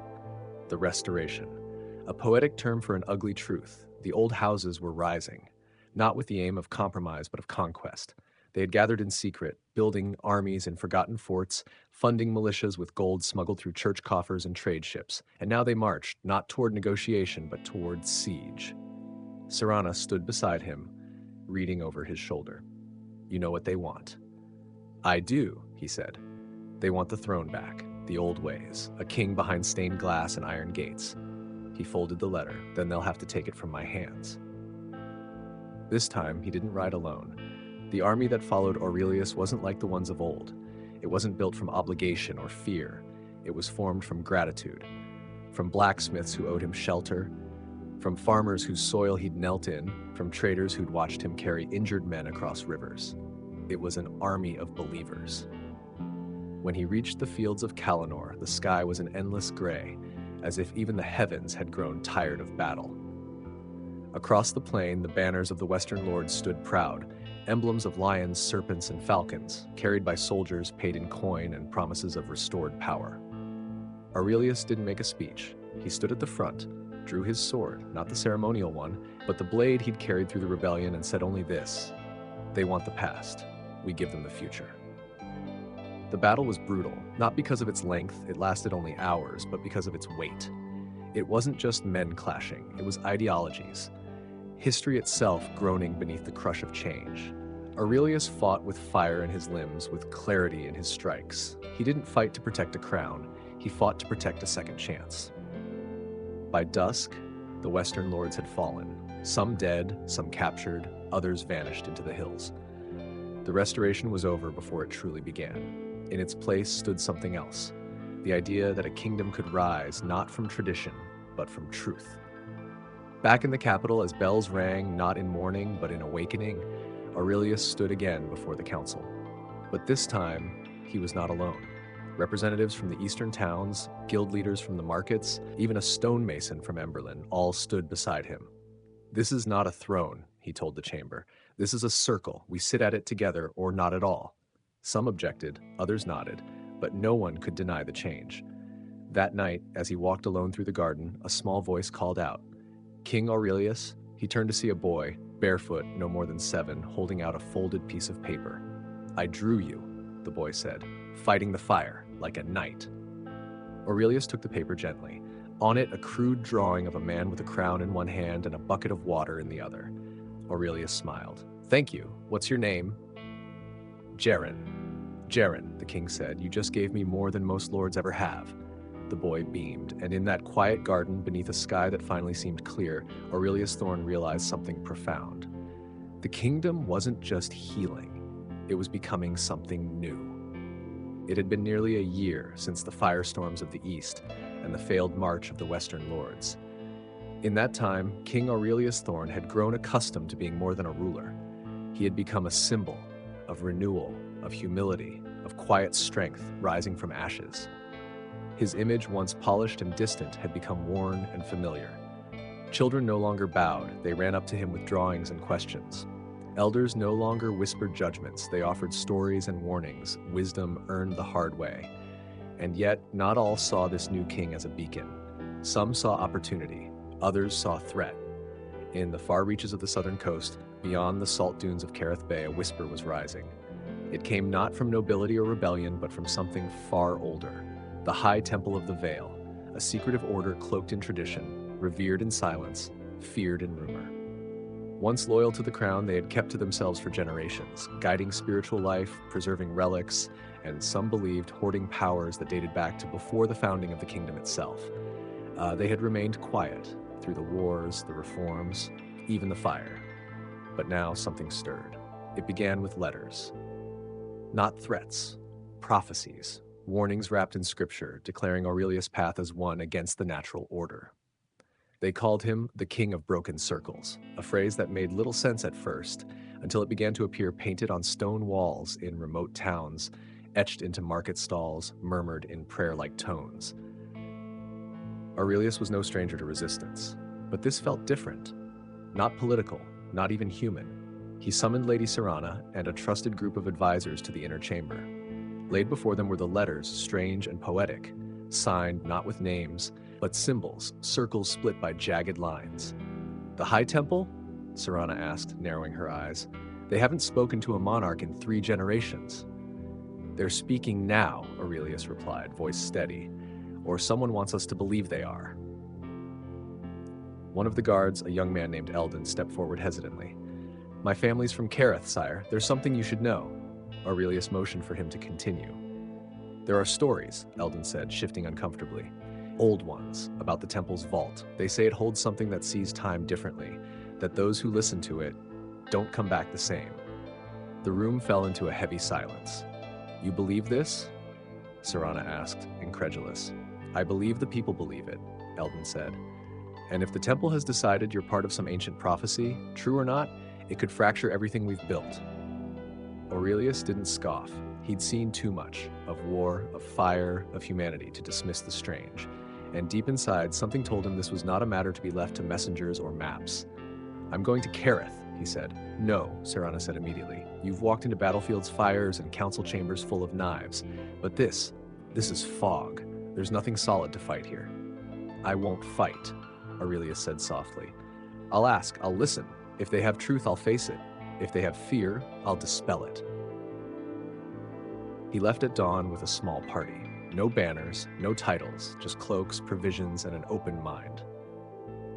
The journey south was longer than any map promised. The air grew saltier, the nights colder, the roads quieter, villages thinned, trees bowed like watchers, birds flew in patterns that made no sense. When they arrived at the foot of the cliffs overlooking Kareth Bay, the temple revealed itself, not through grand spires or golden gates, but through simplicity. A wide, gray stone structure carved into the cliffside itself. No guards, no walls, just silence. As Aurelius approached, the great door opened on its own. Inside, torchlight flickered along ancient murals, stars falling into oceans, kings kneeling before robed figures with empty faces, a tree growing upside down. The hall echoed not with footsteps, but with memory. At the end stood a single figure. She wore robes of layered silver, her face veiled in sheer fabric. Her voice, when she spoke, was neither young nor old. King who walks without a crown, she said, you have crossed into knowing. Aurelius didn't flinch. I seek understanding, not dominance. Your messages have stirred fear. I came to ask why. The woman tilted her head, as if listening to something only she could hear. You broke the line, she said. You cracked the cycle. The crown was meant to endure. You let it breathe. I let it live, Aurelius corrected. The kingdom was dying in silence. I gave it voice. And in that voice, she said, stepping closer, you have awakened the old rhythms. Change begets balance. Balance begets return. He frowned. Return of what? She raised her hand. The wall behind her shimmered, revealing a massive circular carving, fractured, glowing faintly. Symbols moved within it like oil across water. The last time a king listened to the people, she whispered, a veil tore, the stars burned, and the deep ones stirred. Aurelius didn't understand. Not fully, but something inside him shifted. A dread not of war, but of consequence. Is this prophecy, he asked, or warning? She gave no answer. Instead, she reached into her sleeve and handed him a stone, smooth, black, and warm to the touch. This is a key, she said, but keys open both ways. He looked down. The stone bore the same jagged circle from the letters. When he looked up, she was gone. The torchlight flickered. The temple hummed. Aurelius left, stone in hand, mind racing. They returned to the capital in silence. Serana met him at the gates, searching his face for signs of madness or revelation. What happened? She asked. He didn't answer right away. Instead, he handed her the stone. Something old is waking, he said, and I don't know if we're ready for it. She turned the stone in her palm. Is it magic? No, he said. It's history, a history we forgot, one that never forgot us. That night, he stood in the observatory, staring at the stars. One pulsed faintly, blue, then red, then gone. The kingdom of Thorn had survived rebellion, fire, and betrayal. But what lay ahead would be something else entirely. Not a battle of swords, a battle of memory. And memory, Aurelius knew too well, had sharp edges. The stars over Thornavale burned strangely that night. No longer steady companions of the sky, but twitching sparks as if blinking against some unseen disturbance. King Aurelius Thorn stood alone in the eastern tower, clutching the obsidian stone the temple had given him. It pulsed faintly now, soft, rhythmic, like a heartbeat that wasn't his own. He hadn't told anyone it had begun to glow. Not Serana, not the council, not even the boy, Jaren. Something had shifted since Kareth. It wasn't just politics anymore. This felt older, deeper, heavier. As the wind whispered through the arrow slits, Aurelius could almost hear words in the rustling, fragments of languages he didn't know but somehow understood. Return, awaken, remember. That night, he did not sleep. At dawn, a rider arrived from the northern outpost, panicked, soaked in river mud, his eyes wild with confusion. "Sire," the man stammered, kneeling, "something's happened at the barrows." Aurelius's stomach tightened.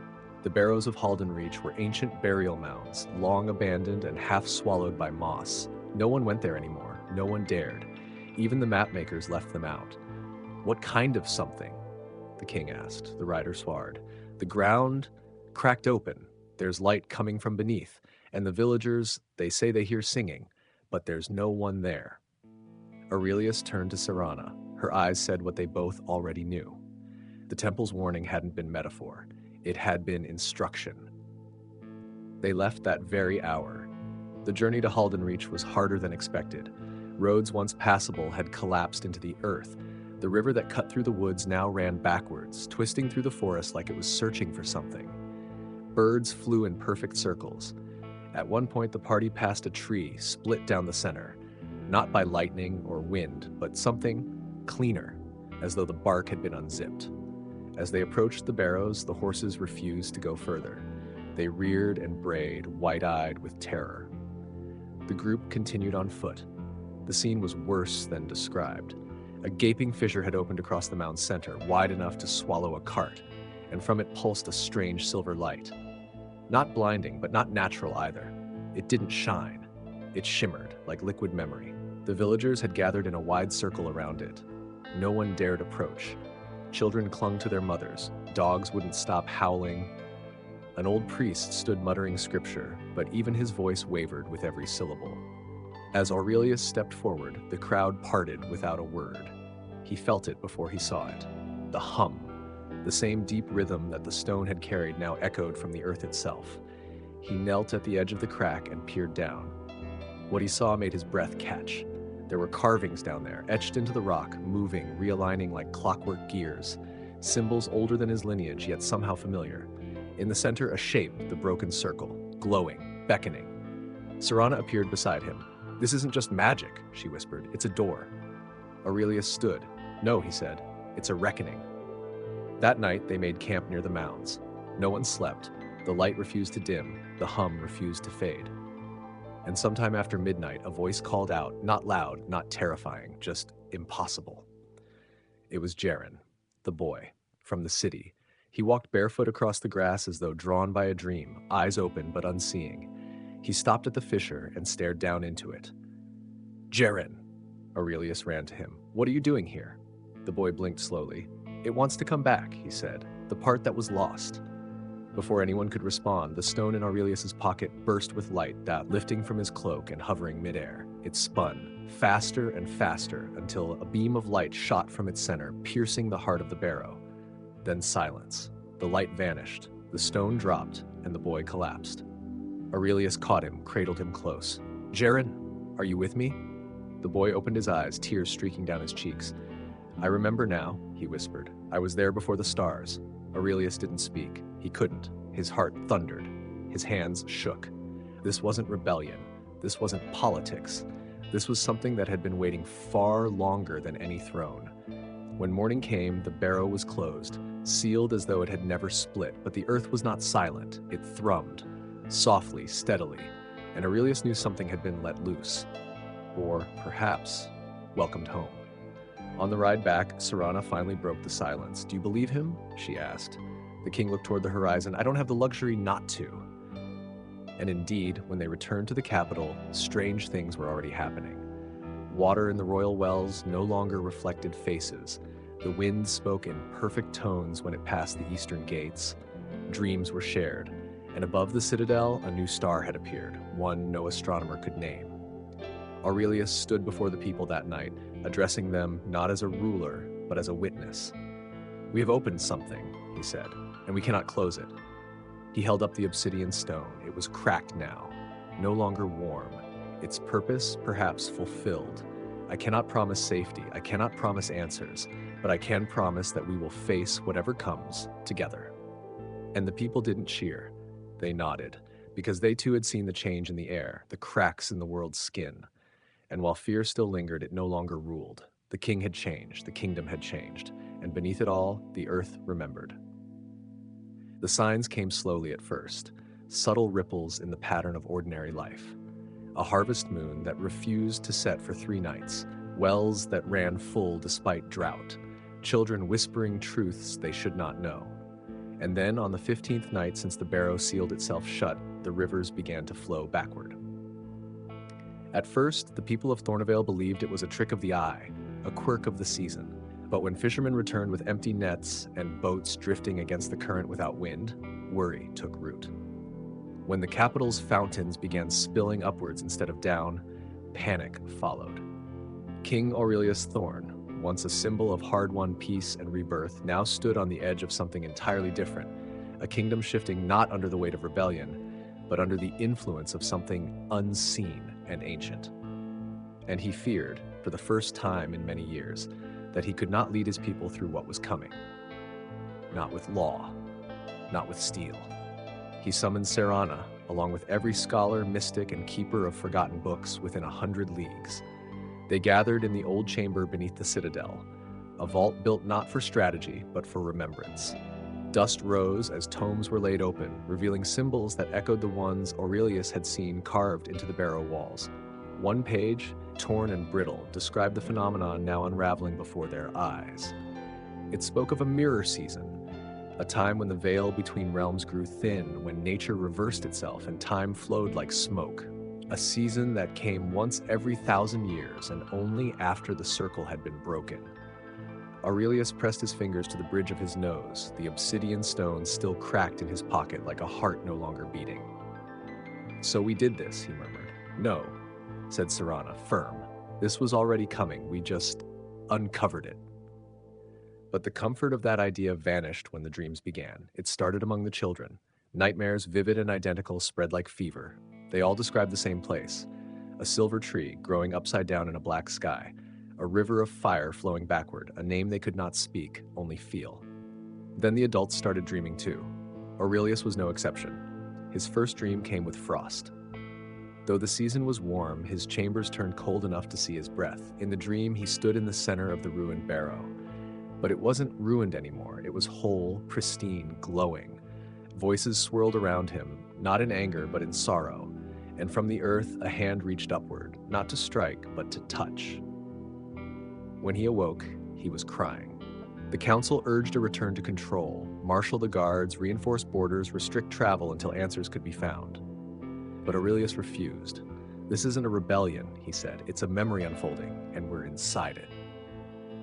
On the 20th day, the city bells rang of their own accord. Each tower struck 13 times. No one had touched the ropes.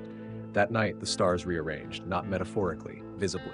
Constellations twisted into new patterns, old stories overwritten in the sky. The royal astronomers, once the most pragmatic minds in the kingdom, locked their observatory and began fasting. They claimed the sky had started speaking to them, in numbers, in echoes. Aurelius rode to them himself. He found Elder Quen, the lead astronomer, seated in the center of a circle of chalk, his eyes blank with awe. "It's not a message," the elder said without turning. "It's a map. The stars are guiding us to something, or warning us away." "Which is it?" Aurelius asked. "I don't know yet," Quen replied, "but I believe the world is trying to remember something it was forced to forget." The king stayed silent a long moment. Then he said, "And what happens if the world succeeds?" Elder Quen looked at him then, and the answer was barely more than a whisper. "Then the sky will crack." 2 nights later, it did. A low roar rolled over the capital like thunder under stone. The clouds above twisted inward, not with storm, but with light, cold, colorless light that poured downward in ribbons. And in that glow, everyone in Thornvale saw it at once, the silver tree from the dreams. But this was no vision. It floated above the citadel, roots dangling like veins, its branches shifting with impossible geometry. No one could look at it directly for long. It bent the eye, the mind, but none dared flee. It was not hostile. It simply was.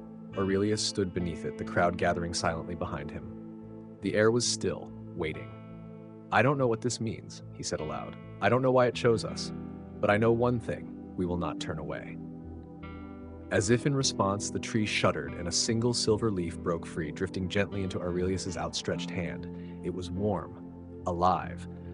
At that moment, everyone in the square heard a single word, not with their ears, but in their bones: remember. It passed through them like wind through wheat, leaving nothing untouched. The next morning, the tree was gone, but everything had changed. The rivers flowed forward once more, the wells reflected, the stars returned to their old positions, but the people had begun to see things. Shadows that didn't match their owners, voices in quiet corners, the feeling of something watching, not malevolent but ancient, and they remembered, not just this life, but lives before. Moments they couldn't have lived, names they had never spoken aloud, emotions that didn't belong to them yet fit perfectly. Aurelius convened his advisors once more. "We are not just rebuilding a kingdom," he told them.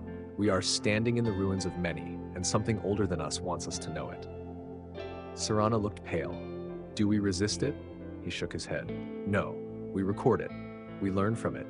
We do what our ancestors never could: listen." And so the libraries opened. The old vaults were unsealed. The songs once banned for heresy were sung again. Aurelius walked the streets, not as a king, but as a scribe, asking people what they dreamed, what they saw, what they remembered. And slowly a pattern began to emerge. A name, not spoken, but always felt, like a pressure in the chest. It was coming, not war, not disaster, but a visitor from beneath. And the silver tree had only been the first sign. The kingdom of Thorn was not alone anymore. It never had been. The visitor came with the rain. Not a storm, no thunder, no flash of lightning, just rain, soft and endless, falling straight down like threads from the heavens. It didn't soak or chill. It simply existed. Every drop shimmered like light bent into liquid, and it didn't dry. It clung to skin, to rooftops, to memory. For 3 days, it fell. And on the 4th, the whispering began. It started in the Eastern District, people hearing voices not in their ears, but in the space between thoughts. Not language exactly, more like meaning, like an emotion with syllables. Some wept. Others wandered into the streets, dazed, eyes glazed in wonder or fear. King Aurelius Thorn stood in the center of the royal courtyard when the message arrived. The boy, Jaren, the same child who had once seen the spiral beneath the barrow, walked barefoot through the gates, rain clinging to him like a second skin. His eyes glowed faintly, not with fire or magic, but with memory. He looked up at Aurelius and said simply, "It's here." No one asked who or what. They already knew. Not a creature, not a god, not a demon clawing out from the depths of forgotten stone. It was presence. A consciousness that had watched, waited, buried beneath centuries of silence. The silver tree had been its herald, the dreams its messenger, the reversed rivers, the stilled stars, side effects of awakening. Serana stood beside the king, hand on her blade, though she knew no blade would help now. "What does it want?"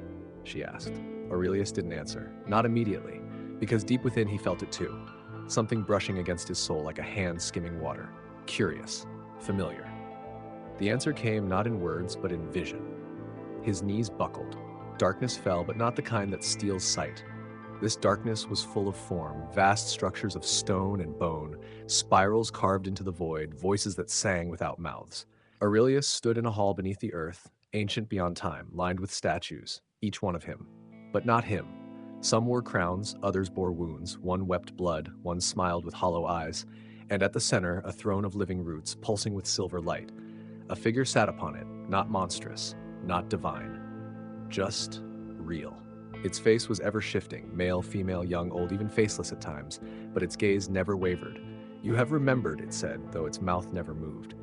"I don't understand," Aurelius replied, his voice echoing inside his own head. "You will." And just like that, he was back, in the courtyard. Rain still falling, Jaren still watching. Serana caught him before he collapsed.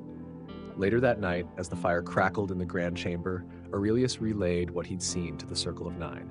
"This presence, this intelligence," he said, "it isn't invading us, it's waking us up, showing us what we forgot we were part of." One of the councilmen, a proud skeptic named Lord Marek, scoffed. "Dreams, visions, talking children. Your Majesty, this is madness." "Is it madness?" Serana snapped. "If the entire kingdom is dreaming the same dream?" Marek bit back his retort. Aurelius leaned forward. It showed me something. A cycle. I've lived before, others like me, other kings, other paths, always the same ending, silence, forgetting. But why? Asked Elder Quen, the astronomer. Why would such a thing repeat? Aurelius stared into the hearth. Because every time it speaks to us, we choose fear. The silence that followed was not disbelief. It was realization. They had all felt it, in fragments, in flashes. The visitor wasn't a threat. It was a mirror.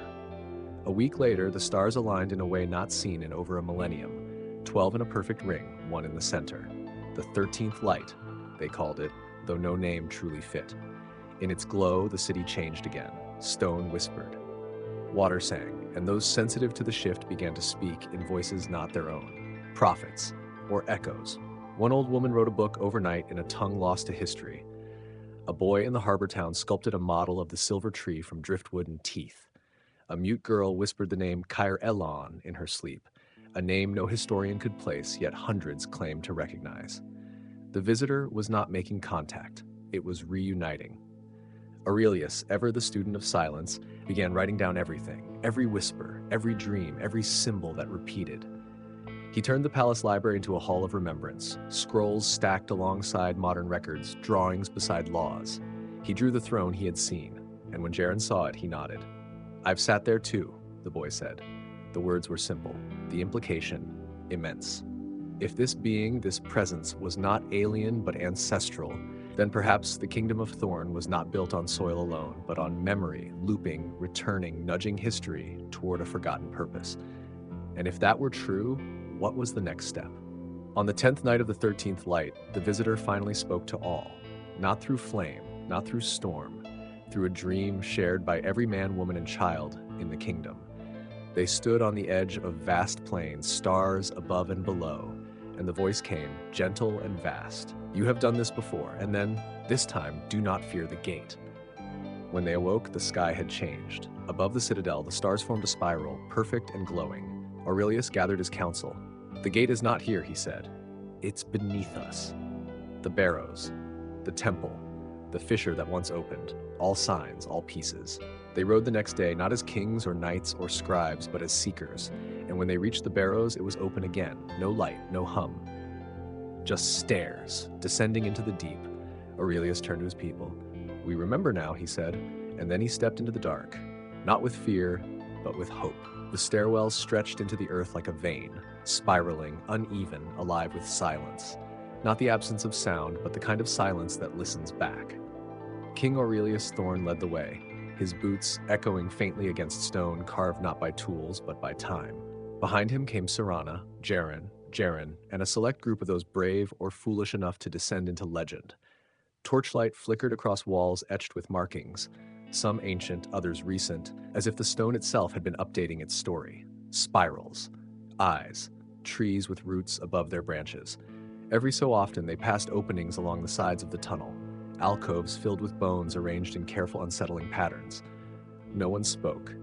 Even Serana, who rarely allowed fear, kept a hand on her blade, though it would be useless here. Down they went, deeper than any tomb, farther than any mine. The air grew cooler, then warmer, then oddly still, as if it were considering them. Jaren walked with a kind of peace, his small hand trailing against the wall, reading it like scripture. How far does it go? One of the guards whispered.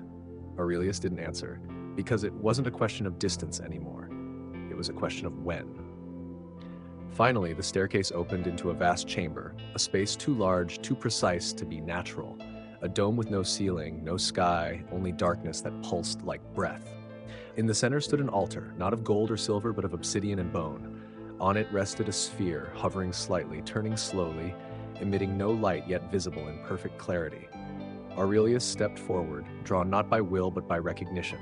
This is it, Jaren said quietly. This is the gate. The king turned to the others. I've seen this before.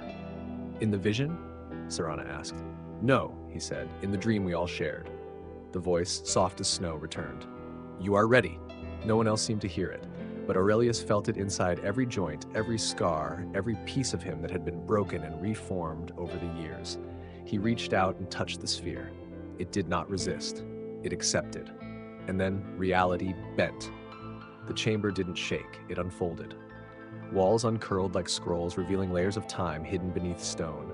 Images flickered in the air, memories not his own, yet intimately familiar. He saw a city of light before fire, a council of kings, himself among them, again and again, making the same decision, each time ending the same way: silence, forgetting, rebuilding. He saw the first spiral drawn in the dirt by a child with glowing eyes. He saw the sky crack open, and he saw the mistake. At the heart of the dream, at the moment of communion, one choice always broke the cycle. One betrayal, one fear. Aurelius cried out, staggering back. "What did you see?" Serana demanded, catching him. "The truth?" He gasped. "We sealed it away, the memory, the visitor, because we were afraid of what it would make us." "And what's that?" Jaren asked, stepping forward. "More," Aurelius whispered. "More than kings, more than mortals, but less than gods." He turned back to the altar. "We broke the circle every time because the cost of knowing was too high." Serana stared. "And now?" Aurelius looked at her, and in that moment, the weight of every past life settled into his gaze. "Now we don't run."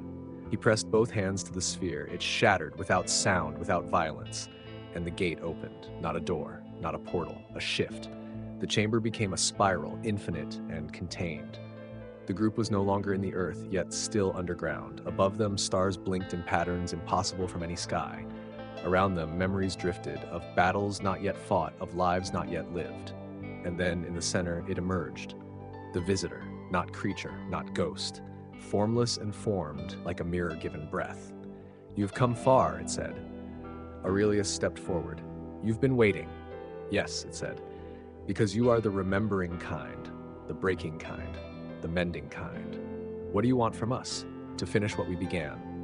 The visitor extended an arm, a branch, a wave, a line of silver thought, and touched the king's chest. "You were not made to rule over. You were made to hold together, to guide the remembering." "I don't understand," Aurelius admitted. "You will." And with that, the chamber returned, stone, cold, earthbound. But everything had changed. The group stood where the altar once was, and in its place lay a single spiral carved into the floor, fresh, glowing. Jaren looked up. "It's begun," Aurelius nodded. "The remembering."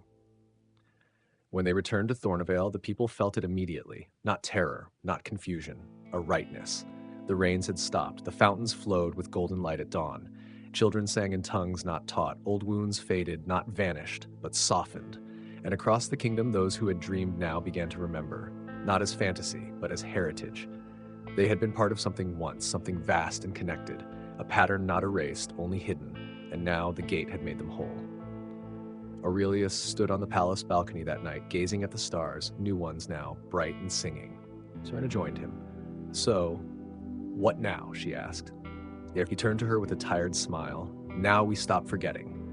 Below them, the city began to glow, not with fire, but with memory. And the spiral turned once more. The spiral was no longer a symbol. It was alive, etched not only into the stone beneath Thornvale, but into the hearts of its people. It appeared in the patterns of clouds, in the flight paths of birds, in the way rivers split and joined again. Children drew it instinctively, without understanding why. Elders spoke of dreams that were not theirs, but somehow belonged to them anyway. And every night, above the palace, the stars curved gently into that same eternal coil. King Aurelius Thorn had not slept in 3 nights, not out of fear, but because sleep had become unnecessary. Since opening the gate, something within him had changed. He no longer aged the same way. His thoughts stretched further, no longer bound by the moment. He could see connections forming before they happened. Not visions, but a deeper kind of pattern recognition, like hearing music before the first note is played. But even as the kingdom flourished, a quiet tension grew, because when the spiral awakens, so does its shadow. The first sign came from the northern cliffs, where the sea turned black for 3 days and frothed with voices. No boats returned. The second came from the whispering woods, where hunters vanished and trees began growing in perfect circles. And the third, most troubling of all, came from the Silent Citadel.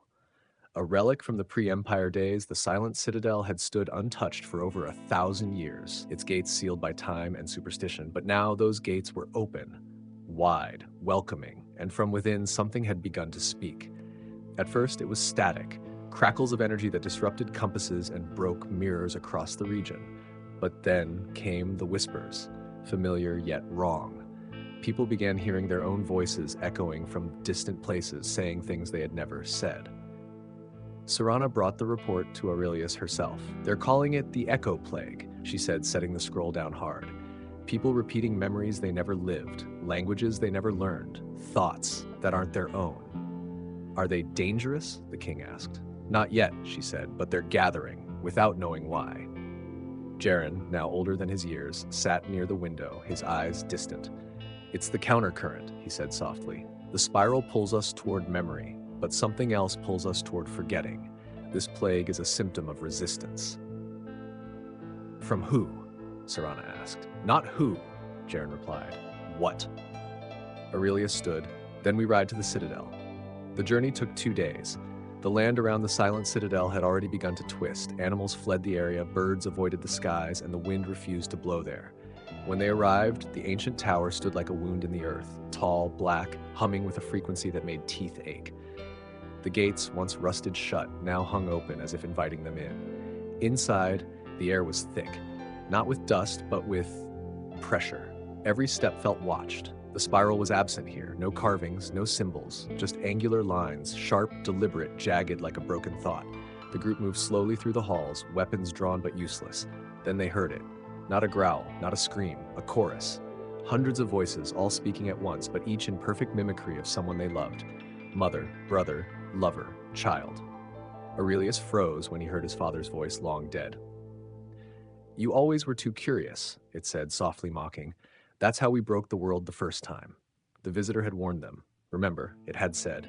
But they had remembered too well.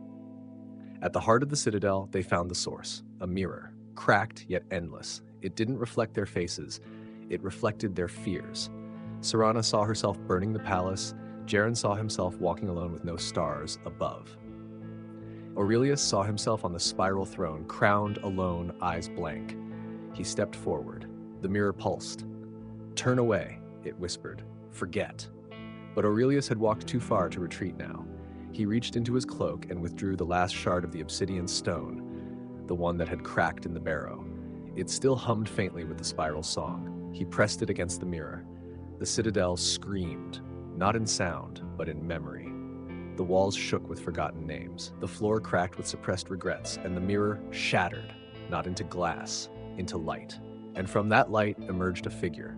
Not the visitor, not the king, something older, a being of jagged form, its face a rotating wheel of eyes and mouths, its limbs made of symbols that refused to hold still.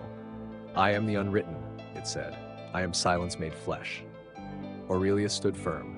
"You are the reason we forgot." The unwritten hissed. "And for good reason. Memory is suffering. To know is to grieve. To forget is to die," Aurelius countered, again and again. The chamber darkened, reality twisting.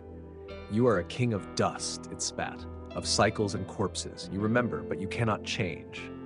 And in that moment, Aurelius understood. The spiral was not just about memory, it was about choice, and now he chose. "I am not alone," he said. The shard flared. Behind him, Serana drew her sword, not as a weapon, but as a symbol. Jaren raised his handmade palm glowing with a light older than stars, and the spiral appeared, on the floor, on the walls, in the very structure of the citadel. It reasserted itself, pushing back the jagged chaos, forcing the unwritten to stagger. "This place is not yours," Aurelius said. It never was. And the spiral turned, a slow, majestic spin. The unwritten shrieked, its form dissolving, its echoes retreating, and with a final surge of light, it vanished. Silence returned. But now it was gentle, earned. The citadel stood still, empty, neutral. Aurelius turned to his companions. "The balance has tipped," he said. "The remembering will no longer be one-sided." "What now?" Jaren asked. "Now," the king said with a tired smile, "we prepare, because the spiral never ends, it only deepens." And beyond the citadel, under a star-filled sky, the spiral continued to sing. The wind had returned to Thornvale, but it was not the same breeze that once carried harvest scents and morning frost. This wind was older, heavier. It carried the scent of memory, thick with echoes of voices no longer living and dreams still waiting to unfold. After the confrontation with the unwritten, everything had quieted, but not with peace. It was the kind of silence that follows a bell, still vibrating in the bones long after the sound has gone. King Aurelius Thorn rode alone through the northern fields where once his armies trained and his banners flew. The grass grew taller now, as if trying to forget the blood that had once soaked its roots. The spiral had spread here too, not in carvings or stonework, but in the natural rhythm of things. Crops bloomed in coils, birds circled in spiraled formations. Even the rivers, once straight and stubborn, began to bend ever so slightly. The people had changed as well. Where once they bowed in awe or reverence, now they looked Aurelius in the eyes, not as subjects, as witnesses, as fellow keepers of the remembering. They no longer asked him for orders, they asked him for understanding. What comes next? What lies beneath? Who are we now that the spiral spins freely? He had no answers, but the questions themselves were a kind of progress. Back in the capital, the spiral library had become a living structure. Its books rearranged themselves. Doors opened for some, remained closed for others. Children wandered in and returned days later with ink-stained hands and stories far too old for their age. The librarians didn't stop them. They couldn't. The spiral taught who it would, when it would. And then came the letter. Not delivered by hand or horse, but found. Folded neatly on Aurelius's pillow, though none had entered his chambers. The paper was warm to the touch, the ink shimmered like dusk. You are not the only one who remembers. Others have awakened. They are coming. It wasn't signed, but Aurelius didn't need a name. He summoned the Circle of Nine, though only 7 remained after the echo plague scattered the others. Around the obsidian table, he laid out the letter and waited. "They're moving," said Sirana, scanning the words with narrowed eyes. "Whoever they are." Jaren, now taller and stranger by the day, nodded slowly. "We're not the only kingdom the spiral has touched." Lord Marek, ever the realist, frowned. "You mean to say there are more of these awakenings?" Aurelius answered without looking up. "No, I mean to say there always have been. We just never made it far enough to see them before." The realization settled like dust. Across oceans and over mountains, other lands, other thrones were stirring. Some would embrace the memory. Others would resist. And that resistance had begun to organize. They called themselves the Order of the Unspooled. Their doctrine was simple: peace lies in forgetting. Their methods far from simple. Saboteurs began to appear. Structures crumbled mysteriously. Spiral symbols were defaced, books burned, dreamers arrested. In towns to the east, children who spoke in ancient tongues were taken from their families for reconditioning. By the time Aurelius's scouts reached them, the towns were empty, houses intact, hearths still warm. But no people. Gone. Unwritten. One morning, as the spiral sun broke through the stained glass windows of the high temple, a priest was found hanging upside down above the altar, his body twisted into a spiral, grotesque, deliberate. On his chest, carved deeply, "Let the coil break." It was no longer a question of remembering, it was war. But not of steel and arrow, of story, of truth, of the right to remember or the power to erase. Aurelius stood before the people that evening, lighting beneath the glowing spiral tree, now fully rooted in the palace garden. Its silver leaves hummed softly like lullabies. "I will not command you," he said. "Not now. Not ever again. What we face is a choice. Do we open ourselves to the weight of what came before, or do we blindfold the future with the comfort of forgetting?" No one spoke. Not because they feared him, because they knew the answer. That night, every bell in Thornvale rang 13 times. Not for death, not for birth, for remembrance. They began preparations. Not for conquest, for preservation. The scribes wrote faster than ink could dry. Elders told stories never previously allowed to leave their minds. Children were trained, not in war but in listening, to stone, to silence, to dreams. And Aurelius, he dreamed again, but this time it was not a message, it was a meeting. He stood on a bridge of stars, suspended between 2 spirals, one of light, one of shadow. Opposite him stood a queen, tall, then crowned in midnight, eyes like broken mirrors. "I am Alaris, keeper of the veil," she said, "and your remembering has broken our silence." "Then we have much to discuss," he replied. She studied him. "You mistake this for diplomacy," he frowned. "Then what is it?" "Warning." Behind her an army marched, shrouded, infinite, silent. "We remember too," she said, "but we chose differently." When he awoke, the stars above Thornvale had rearranged again, a perfect line. The spiral had paused, like as if holding its breath. The next day, scouts confirmed the impossible. Ships, hundreds of them, had appeared on the eastern coast. Their sails were black. Their hulls bore no flag, but every one of them was carved with the same emblem, a spiral snapped in two, and thus the next chapter began. not with a scream, but with a whisper. Let the stories fight. Aurelius closed his eyes and felt the spiral turning inside him. Faster now. Urgent. Not all remembering leads to peace, but it always leads to truth. The village was still wrapped in night, but not the kind of night that grips you with fear. No, this was a loose night, frayed at the seams, like a cloak worn too many times and slipping off without protest. The stars were beginning to retreat, not quickly, but gracefully, like old actors exiting the stage individually. Outside, the wind made its return. Not strong, just enough to rattle the shutters and remind the sleeping world that something was coming. Inside a modest stone cottage at the edge of Thornvale's northernmost province, an old woman stirred from a dream. Her name was Narelle, and her eyes, clouded with age but sharp with knowing, blinked slowly in the darkness. She did not light a lamp. She did not call out to her sleeping cat or fumble for warmth. Instead, she placed both hands flat against the wooden floor and whispered, "I remember." From the edge of the realm to the center of the spiral, that same phrase echoed. Men in towers muttered it in their sleep. Children carved it into snowbanks without knowing why. And high above them all, in the observatory-turned-sanctum atop the palace spire, King Aurelius Thorn stood with arms crossed, watching the eastern horizon. They had landed. The fleet with the broken spiral had made camp across the sea cliffs. Their presence was silent but deafening. No horns, no torches, just rows upon rows of dark sails and strangers with eyes like smoke.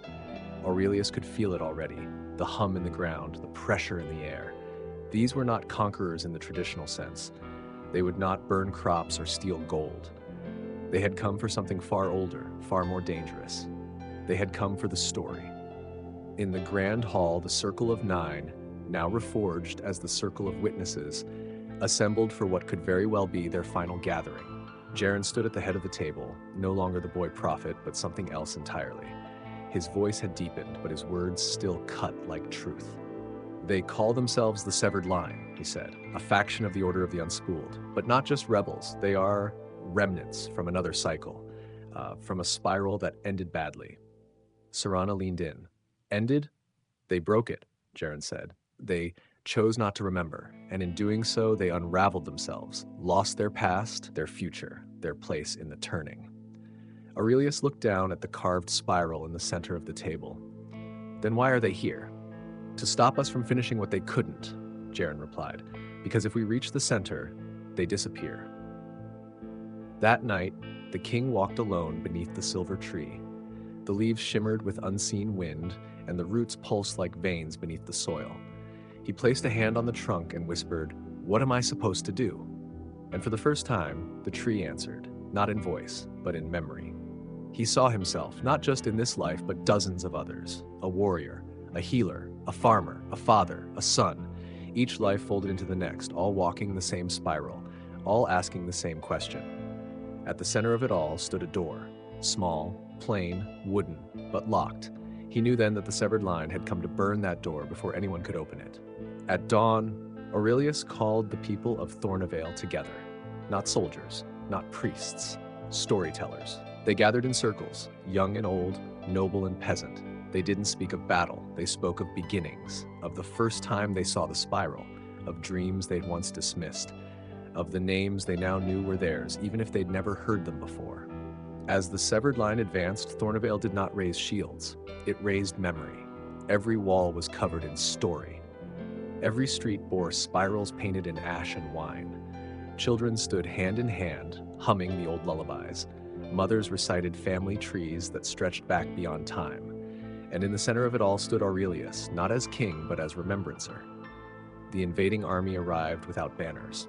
They moved like mist, dressed in colorless robes, faces veiled, blades shaped like question marks. But when they reached the edge of the city, they stopped, not out of hesitation, but out of confusion, because there was no one to fight, only voices, only memory, only truth. The Severed Line's leader stepped forward. Her name was Elaris, though she had once worn a different name. Aurelius recognized her immediately, from the dream, from the Bridge of Stars. "You opened the door," she said flatly. "No," he replied. "I became it." Elaris raised a hand, and the mist around her soldiers thickened. "You know what happens if you go further?" "Yes," Aurelius said. "We stop being what we were." And become what? She demanded. He smiled sadly. Whole. The battle never came, because what happened next could never be called war.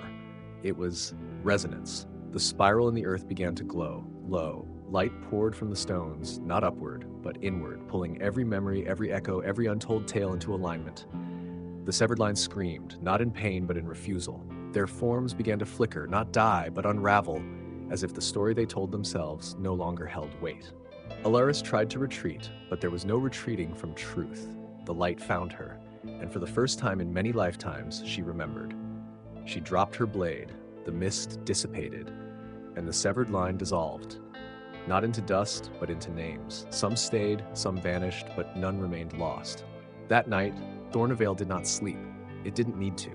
The spiral had turned fully, and at its center stood not a throne, not a king, but a story that remembered itself. When dawn finally came, it didn't come gently.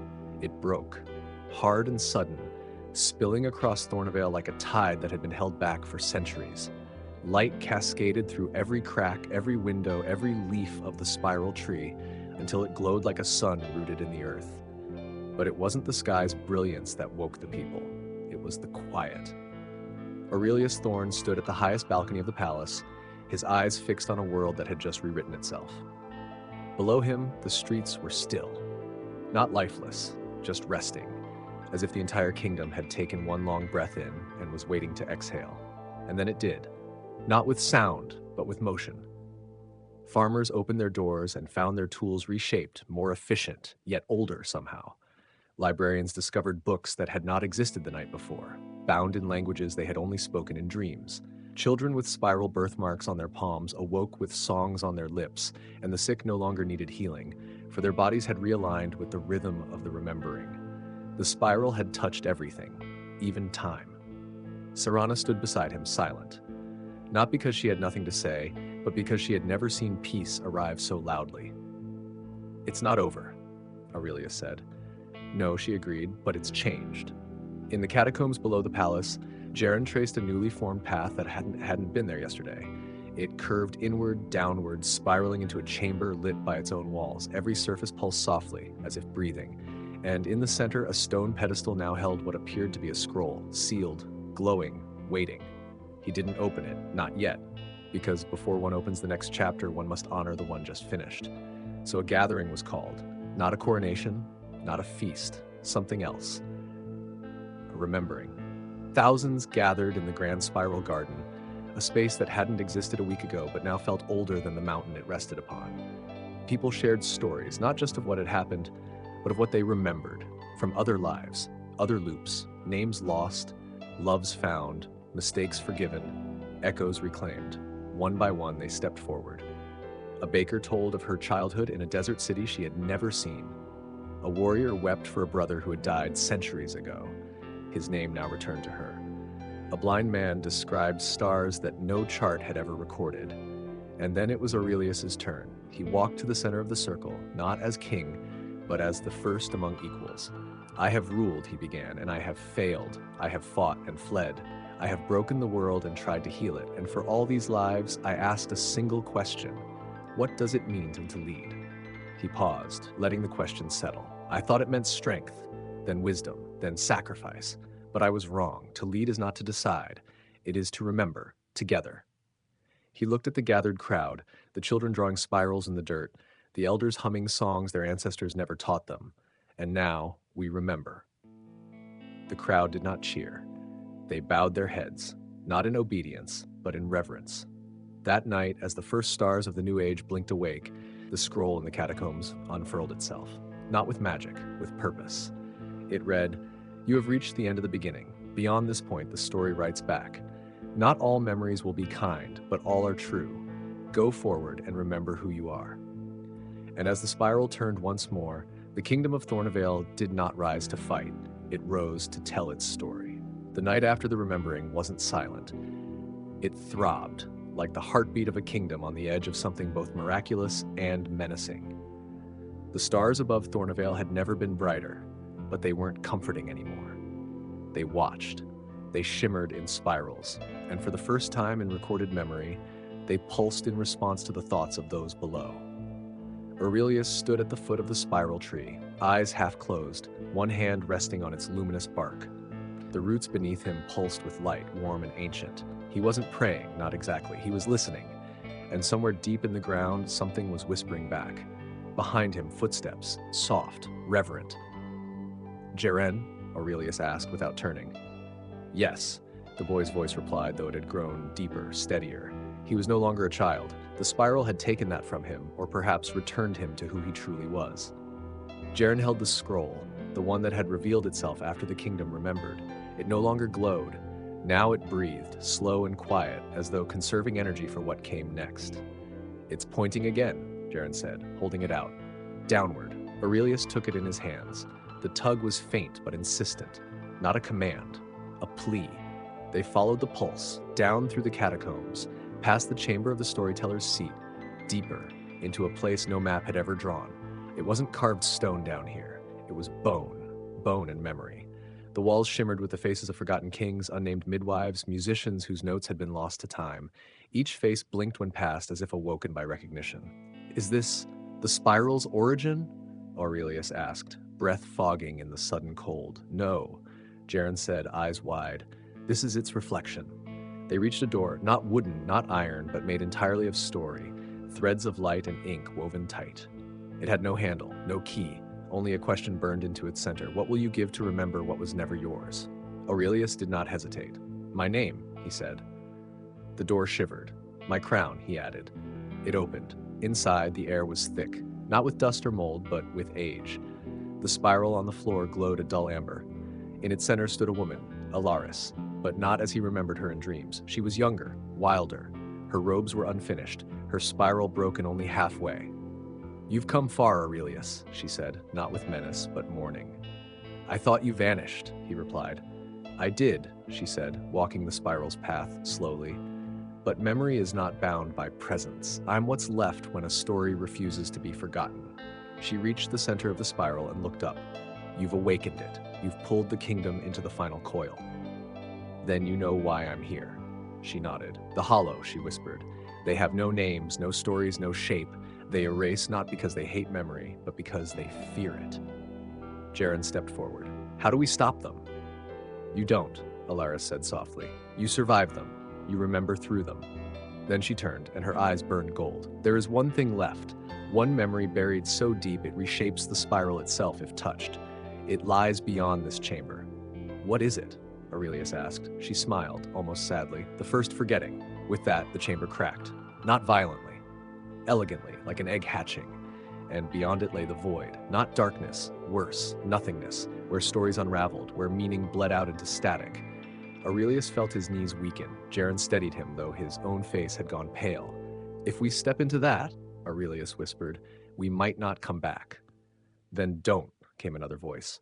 Serana. She had followed them, quietly, sword at her back, spiral pendant on her chest. "Let me go," she said. "You're too known, too remembered. If the Hollow sense you, they'll collapse everything." "No," Aurelius said, voice firm. "It must be me. The spiral didn't bring me here to watch." Alaris held out her hand. "The memory waits." Aurelius stepped forward, into the void, and it was silent. Not quiet, silent. He felt his thoughts peel away, one layer at a time. His childhood, his kingship, his name. Then came the memory. It was not his, it was the world's. He saw the first people, before language, before history. He saw them touch a stone carved with spirals. And for the first time they knew they had been born, that they would die, and that between those moments they could choose. But fear crept in. One among them shattered the spiral, said, "Let us forget and be free." And so forgetting began. The Hollow were born, not from malice, but from mercy. Aurelius cried out. The memory was too vast, too heavy, but he gripped it, wrapped it around his soul, and stepped backward, back into the chamber. Back into light, he collapsed. Serana caught him, Jaren wept, and the spiral tree bloomed fire across the sky. Aurelius stood and said, "Now we know." The kingdom had remembered, but the world had not. That was next. And the Hollow? They were already here. The Hollow did not arrive with armies, no banners, no cries of war. They came like rot, slow, invisible, and devastating. At first, it was just whispers, names vanishing from tombstones, songs forgetting their final notes, fields where no memory grew, where the air felt still and dry no matter the season. Then came the towns, entire villages where no one could recall who lived there the day before. People wandered streets holding photographs they no longer recognized. Jaren saw it first. He'd been mapping the spiral's reawakened paths, trying to track the resonance each memory sparked across the land. But then, sections of the map began graying out, not from ink, but from absence. The places still existed physically, but their history didn't, as if they'd never mattered, as if they'd never happened. He brought the news to Aurelius and Serana at once. They met in the Tower of Listening, the highest point in Thornavale, where the wind itself often carried truths not yet spoken. "They've started feeding," Jaren said, laying the map on the stone table, "but not on blood or land, on meaning." Aurelius didn't speak. He just stared at the map, at the missing parts of his kingdom. Not burned, not destroyed, just erased. Serana leaned over the table, jaw set. "What do they want?" Jaren's voice was hollow. "Silence, final silence. If the spiral is a record, they are the static." For a moment, the three stood still, like statues carved by panic. Then Aurelius spoke, voice sharp. "Send the lore speakers to every remaining village, not just to teach, but to listen, to gather stories before they're gone, every tale, every rumor, every fragment." Serana added, "And the spiral children, they're not just symbols anymore. They carry the echoes. We need their memories too." That same night, the kingdom moved like a body shocked into breath. Messengers flew across the realm, carrying only one command: remember, and speak it aloud. From mountaintop shrines to oceanfront hamlets, fires were lit and stories poured forth. People gathered in circles to share what they remembered, anything and everything. The taste of their grandmother's bread, the smell of rain on childhood stones, the way their lovers had whispered their names in the dark. It worked, briefly. The hollow shrank from spoken memory. Where names were called, they recoiled. Where stories were sung, they faded, but they learned. Quickly, they began to mimic. One night, in the village of Kareth, a storyteller named Hullwyn began a tale about a boy lost in the forest. Halfway through, he paused. "Wait, this isn't how it ends," he said, but the crowd insisted it was. They nodded, smiled, repeated the false ending, and Hullwyn realized these were not his neighbors. These were hollow, wearing faces borrowed from his mind, feeding on his uncertainty. He never spoke again. When word of the mimicry reached Aurelius, his face hardened. "They're not just erasing, they're replacing." Jaren, pale and exhausted, nodded. "They've discovered the deepest truth, that people will cling to false memories if they're easier than pain." Serana slammed her fist into the table. "Then we remind them of the cost of forgetting." Aurelius turned toward the spiral tree. "No, we remind them of why we remember. We don't fight with fear, we fight with meaning." It was time for the next step. The spiral's final arc had not yet been drawn, but the brush was ready. Aurelius called for the old ritual, the one forbidden after the last spiral war. The convergence. All who carried true memory, lore speakers, spiral children, the bound, and even the broken, were summoned to the Valley of Echoes. It was a place older than the kingdom, where sound traveled farther and time folded in on itself. They arrived in waves. Some walked, some were carried, some simply appeared, drawn by memory alone. There, in the valley, a great circle was formed, each person standing arm's length from the next, facing inward. In the center, Aurelius stood, holding the original spiral stone, the first carved symbol from the dawn of remembrance. He held it high. "This is not a battle of steel," he said, his voice echoing. "It is a battle of story, of soul. The hollow do not fear blades, they fear knowing." He gestured around him. "You are not just keepers of memory, you are the memory." Then he closed his eyes and spoke a name, a single, forgotten name. And the stone pulsed. Others followed. Each person in the circle recalled something real, something personal, something painful, a loss, a truth, a joy, a failure. As they spoke, the air thickened, glowed. Threads of light leapt from their mouths to the sky, weaving into constellations that spun into spiral forms. But far off, on the horizon, a darkness stirred. The hollow had found them. They poured into the valley like ink spilled across parchment.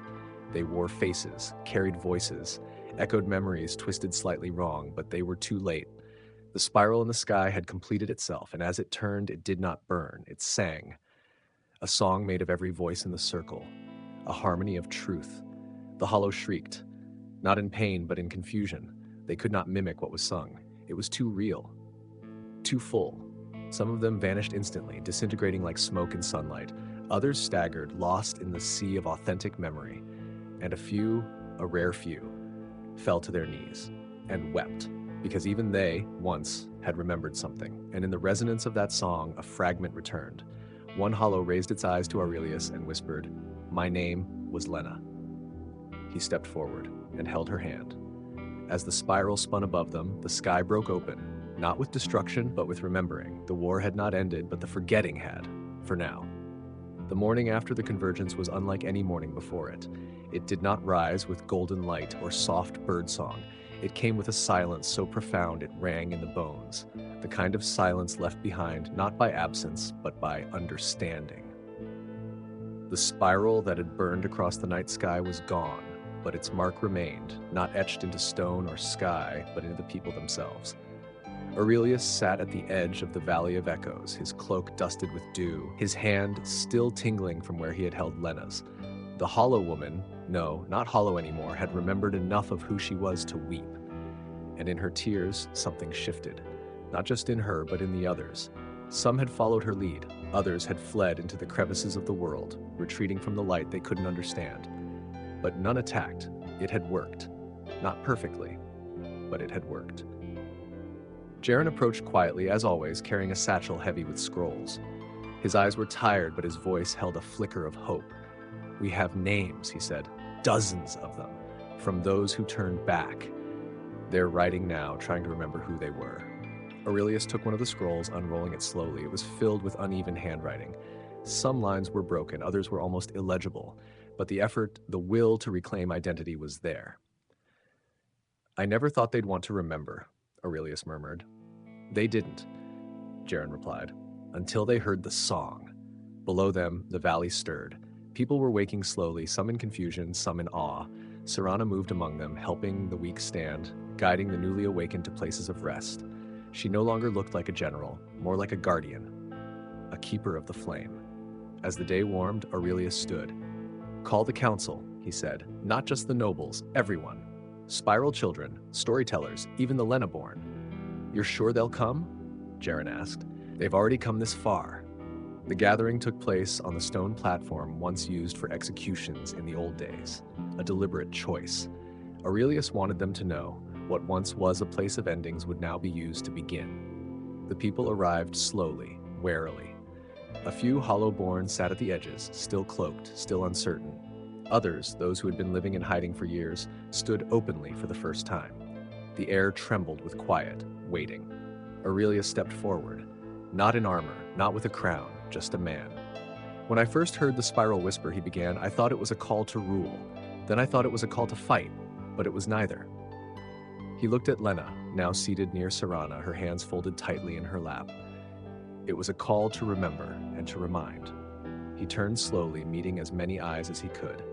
"The hollow are not gone. They never will be, not entirely, because forgetting is a part of being human. We lose names, we misplace truths, we bury pain." A murmur of agreement rippled through the crowd. "But now we know," he said. "Now we've seen what happens when forgetting is weaponized, when it becomes a void. We cannot let it grow again." He raised a hand. "That's why we will build not just walls, not just laws, but stories, a living archive, one that sings, that speaks, that walks." Serana stepped forward, unfurling a banner, the new crest of Thornvale, a spiral surrounded by stars, woven in silver and fire. "This," Aurelius said, "will be our beacon, our vow." Then he paused. "And I will not be your king." Gasps, whispers, stunned silence. "I've done what I was meant to do, and now I step back, not in shame, but in gratitude. Let the spiral guide all of us now, not through one voice, but many." The Spiral Council was born that day, not from conquest, not from inheritance, but from memory. And for the first time in its long, tangled history, Thornvale wasn't just a kingdom. It was a story that remembered itself. The hollow scattered, some retreated forever, others remained at the edges, never quite returning, never quite leaving. A few stayed close, helping record what they could remember, learning to live with ghosts instead of becoming one. The spiral tree bloomed once a year, not with fruit, but with flame. A fire that did not burn, but remembered. And beneath its boughs, children played. They told stories older than their grandparents, stories not found in books, but in breath, in laughter, in the dust between stones. And every year, on the longest night, the people gathered again. They sang, not to keep the hollow away, but to keep themselves whole. Because forgetting is easy, but memory must be chosen. And now they chose it, again and again, until the spiral turned no more. And the world, finally, remembered everything. The Spiral Council had been born in memory, but it lived in motion. Each day, its members met not in palaces, but in open-air forums beneath sky and branch, where words could rise freely and fall without echo. The people spoke, and the land listened. But peace, even one as earned and rooted as Thornavale's, is a fragile bloom. One morning, as the mist still clung to the valley floor, a rider approached from the north. He wore no armor, no sigil, only a cloak sewn with silver thread that shimmered like starlight. His horse moved with eerie silence, hooves barely brushing the earth. The gatekeepers let him pass, not because they recognized him, but because the spiral whispered they should. He dismounted in the square of remembering. His eyes were pale, not from blindness, but from having seen too much. The crowd hushed as he raised a scroll. "This," he said, "is from the Sky Library of Virelorn." The name rippled like thunder across the council. Virelorn, long thought a myth, a city of floating towers built upon memory and wind, said to have vanished after the Second Spiral War. No one had seen it in over a century. The rider's voice was steady. The sky remembers what the earth forgets. He unrolled the scroll. Aurelius, seated in the front row, not as king but as witness, felt his spine stiffen. The scroll held not words, but images, drawings of sigils, spirals, and something else. A pattern beneath the pattern. A counter-spiral. Serana leaned in. "What does it mean?" The rider looked directly at Aurelius. "It means the spiral isn't finished. It never was. It's still writing." A heavy silence followed, not of confusion but recognition. The spiral's awakening hadn't been the final chapter. It had been the turn of a page. The rider spoke again. Virelorn still exists, but it's fading, and with it, the sky's memory.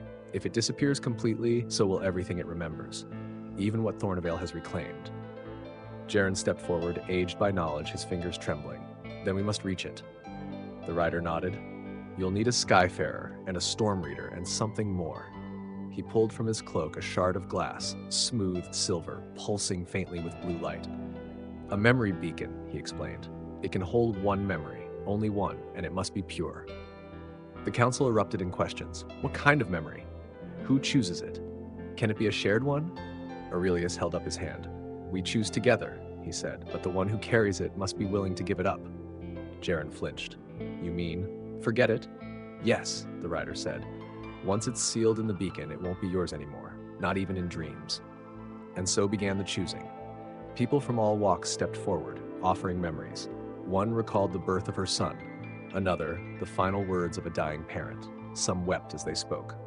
Some smiled, others simply stood in silence, letting the memory shine through their eyes, but none felt right, until Lena approached. The Hollowborn woman, now full of voice and name, stood before the council. Her hands trembled, not with fear, but with clarity. "I remember the moment I became hollow," she said, "and I remember the moment I was forgiven. One was darkness, one was light. I offer them both." The beacon pulsed stronger. Serana whispered, "It accepts." Aurelius stepped down from the stage, took Lena's hands in his. "Are you certain?" She nodded. "They were never just mine. They belong to the spiral now." And with that, the memory was sealed. A soft light poured from her chest, winding like smoke into the shard, which glowed like a new star. She collapsed gently into Serana's arms, eyes open but distant. Her past was gone, but her purpose remained. The council prepared the journey. Skyfarers were summoned from the eastern ranges, quiet folk who walked among clouds and navigated wind like sailors at sea. The storm reader came from the Isle of Tempests, her body marked with lightning scars and eyes that flashed with prediction. Aurelius would not go, nor Serana, nor Jaren. The spiral demanded new voices now. 3 were chosen: Kale, a young spiral child whose dreams often came true; Mira, a warrior-turned-storyteller who once tamed a hollow with a lullaby; and Theon, a blind mapmaker who remembered paths no one else could see. They departed at dawn. The skyship was unlike anything Thornavale had known, built of memory wood and wind glass, powered not by fire, but by direction. As it rose into the mist, the beacon held firm in Xeel's hands. The air shimmered with threads of potential. The The sky welcomed them, and behind them, the spiral tree pulsed once, then once more, and the stars rearranged themselves, not into constellations, into questions. Because memory is not just what has been, it is what we dare to remember next, and the sky had not finished speaking. The skyship named Whisperleaf drifted steadily above the clouds, carried by invisible currents that moved not with the wind, but with memory. Its hull hummed with a sound that was less vibration and more intention, as if it knew where it was going long before its passengers did. Tail, Mira, and Theon stood on the deck, watching the horizon shift from sunrise gold to the soft lavender of approaching twilight. The beacon, still held tightly in Kale's hands, continued to pulse in rhythm with his heartbeat. But it wasn't just his anymore. It contained Lena's most sacred truth, a fragment of darkness and light bound together by sacrifice. "I can hear her," Kale whispered. Not her voice, but the echo of what she gave up. Mira nodded, arms crossed. Her eyes scanned the swirling patterns of the sky. "That's how it works. The beacon doesn't carry memory like a box holds a stone. It carries it like a song, always playing but never repeating." Theon smiled faintly. "Good, because I need a new melody to walk by." They had been flying for 2 days. No stars, no sun, only light filtered through a veil of pale blue mist that made time feel optional. The sky did not obey clocks. It moved by feeling. On the 3rd day, it changed. Mira was the first to notice it. The hum beneath her feet shifted to a stutter, then a silence. The ship began to tilt. "Brace," she called. Theon dropped to one knee, steadying himself against the edge rail, his hands splayed wide. "It's not a storm, it's a distortion." Before they could ask what that meant, the sky twisted. Not in circles, but in layers, like pages torn from a book and shuffled midair. One moment they saw mountains below, the next, ocean. Then desert, then stars, then nothing at all. Kale gripped the beacon tighter. "It's reacting," he gasped. "I think." A burst of light exploded from the front of the ship, tearing through the mist like a blade. When the brightness faded, they saw it, suspended in the air, impossibly high and impossibly old. Virelorn. It was not a city built upon clouds, but within them. Towers spiraled upward like threads of glass, and walkways curved in impossible geometries. Bridges shifted mid-step. Doors opened inward and outward at once. The entire city glowed with a faint silver light, pulsing like a heartbeat. They approached slowly, the ship guided by unseen hands. As Whisperleaf docked onto a platform made of woven crystal and songlight, a figure emerged to greet them. He was neither young nor old, tall nor short. His features shimmered slightly, as though remembering themselves differently every few seconds. "I am the Archivist," he said, "keeper of what the world dares not dream." Seal stepped forward, beacon raised. "We've come to restore memory." The Archivist inclined his head. "Then you are not the first." The words chilled them. Mira asked, "Who came before us?" The Archivist gestured for them to follow. They walked through corridors made of translucent stone. Voices whispered in the walls, fragments of lullabies, confessions, promises broken and kept. The farther they went, the heavier the air became. "There were others," the Archivist said, "who came bearing memory, but they brought only triumph, glory. Half-truths, stories polished until they cut like knives. Virelorn does not accept lies, even beautiful ones." He stopped before a vast chamber filled with floating glyphs, millions of them spinning slowly in spirals. "This is the Sky Ledger," he explained. "Every memory ever offered to Virelorn. Some were accepted, others unraveled." Theon reached out, and a glyph hovered closer. It sang a note that made his knees buckle. "That was my mother's voice," he whispered. "Then your path here was not random," the Archivist said. "The spiral calls only those who carry echoes strong enough to be remembered." He turned to Seal. "You carry the beacon. But to release its truth, you must descend." "Descend where?" "The core of unspoken thought." A pause. "Sounds inviting," Mira muttered, but they followed. Down, past hallways that shimmered like mirrors underwater. Past doors that opened into dreams. Down until sound faded and light became feeling. They reached a platform above a chasm filled with flowing symbols like a river of language.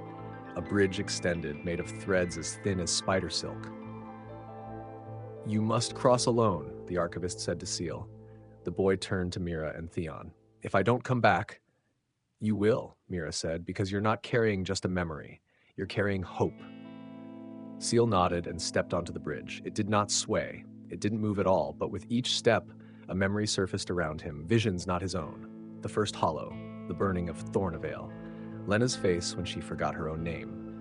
He reached the center. The beacon pulsed wildly. A voice, not the archivist's, filled the air. Speak the memory. Cale closed his eyes and spoke. He described Lena's fall into darkness, her return to the light, and the cost of letting go. He spoke her name, not as a victim, but as a witness, a warrior, a woman who chose truth over comfort.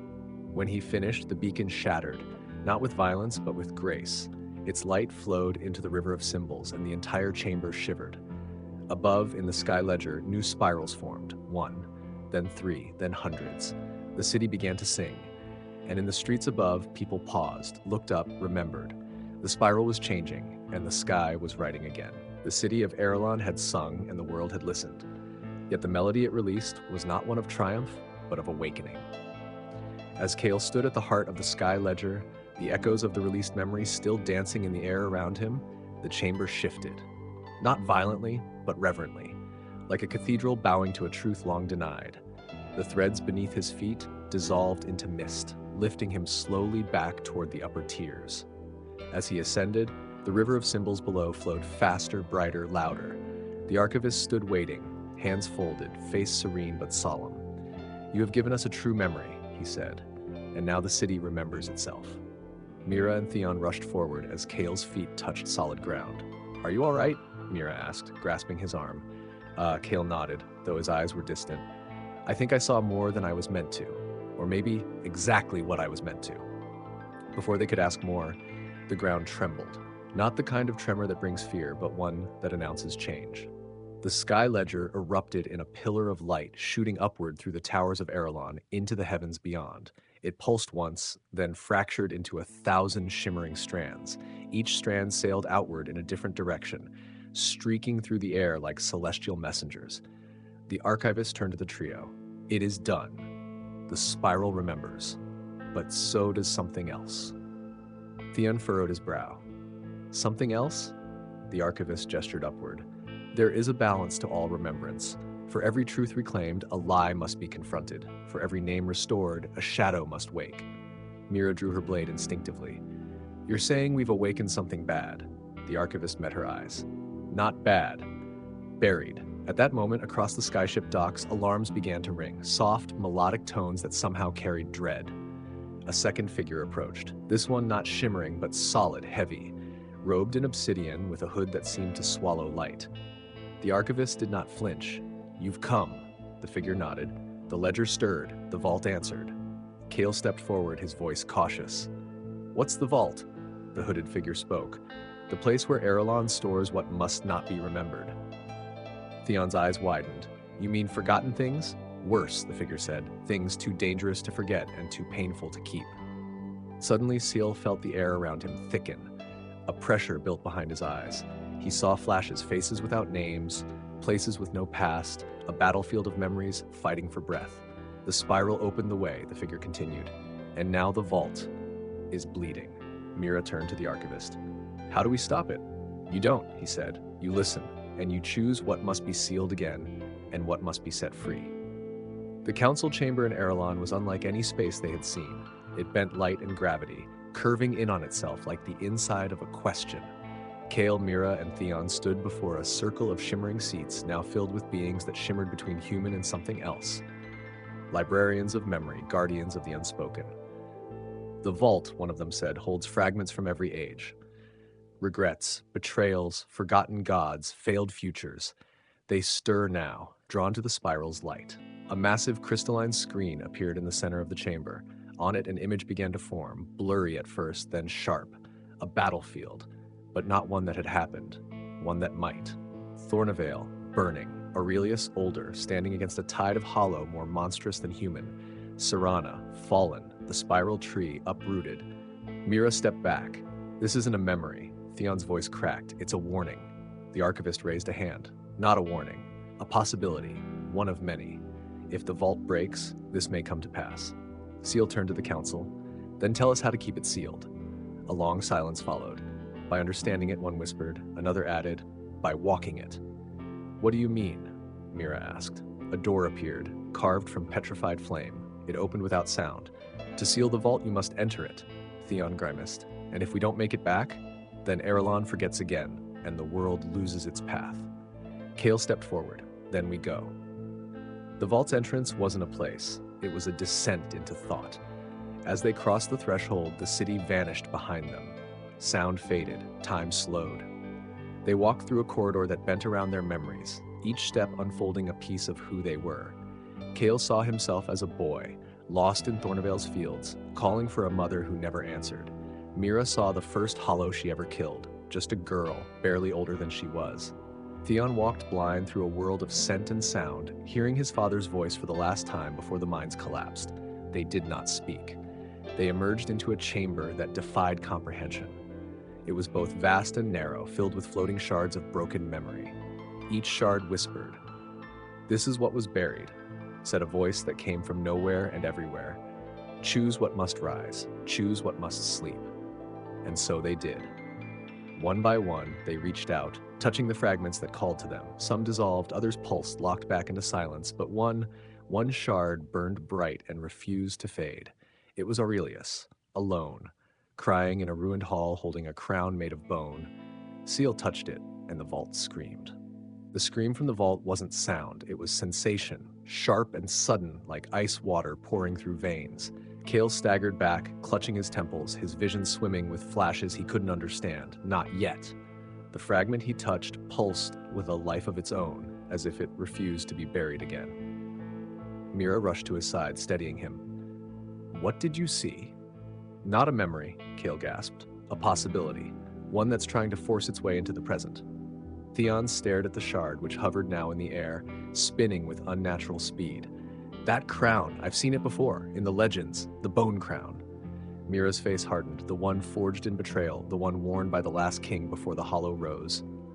The chamber around them trembled again. Other shards reacted, drawn to the Bone Crown's memory like iron filings to a lodestone. One by one, they lit up, burning with grief, fury, and longing. From the shadows emerged the hooded figure again, the one who had spoken of the vault. But now its form was less human, more like living dusk, its voice a blend of many. "You've awakened the Nexus memory, the fulcrum on which all other forgotten truths rest." Sale, still recovering, asked, "Why was it buried?" "Because it split the world," the figure said, "and if spoken aloud again, it could do so once more." A gust of wind, not natural, but forged from thought, swept through the chamber. The shards began to circle the trio, forming a slow vortex of recollection. Scenes played within them, armies marching under a black sun, rivers flowing backward, cities crumbling in reverse. Mira narrowed her gaze. This is no longer a walk through memory. This is a test. Theon drew his blade, then we pass it. Suddenly, the bone crown fragment erupted in white flame, and from it emerged a figure, an echo made flesh, tall, robed, crowned in bone. His eyes were empty voids, his voice a whisper heard within the mind. "I am Malric, the unspoken king." The chamber bowed beneath the weight of his presence. "You tread the path of memory," Malric said. "But memory alone is not truth. It is choice." Seal stepped forward, defiant despite the tremble in his limbs. "We've come to seal the vault, not to be ruled by it." Malric nodded once, almost with amusement. "Then you must prove your truth is stronger than mine." The walls of the chamber dissolved. The trio stood suddenly in a ghost version of Thornavale, half-ruined and ash-stained. Hollow forms rose from the streets, faceless, relentless. "This is the trial of the unburied," Malric's voice echoed. "Survive or be forgotten." They fought. Not with blades alone, but with memories. Every hollow that lunged carried a piece of lost sorrow, a forgotten brother, a failed promise, a shattered oath. And with each strike, Cale saw more of Malric's past, how he took the Bone Crown to stop a war, only to become the reason it never ended. Theon took a heavy blow to the shoulder but stood tall. He wasn't a tyrant at first, he shouted. He was trying to protect his people. And when they questioned him, Mira added, slicing through a hollow, he erased the question. Cale reached the center of the ghost city, where the Bone Crown hovered. Malric stood behind it, arms crossed. "You think sealing me again will save your world?" Malric asked. "It was my silence that kept the spiral from collapsing long ago." "No," Cale replied. "It was your silence that damned it to forget." He stepped into the circle of hollow, raised his hand and called to the vault.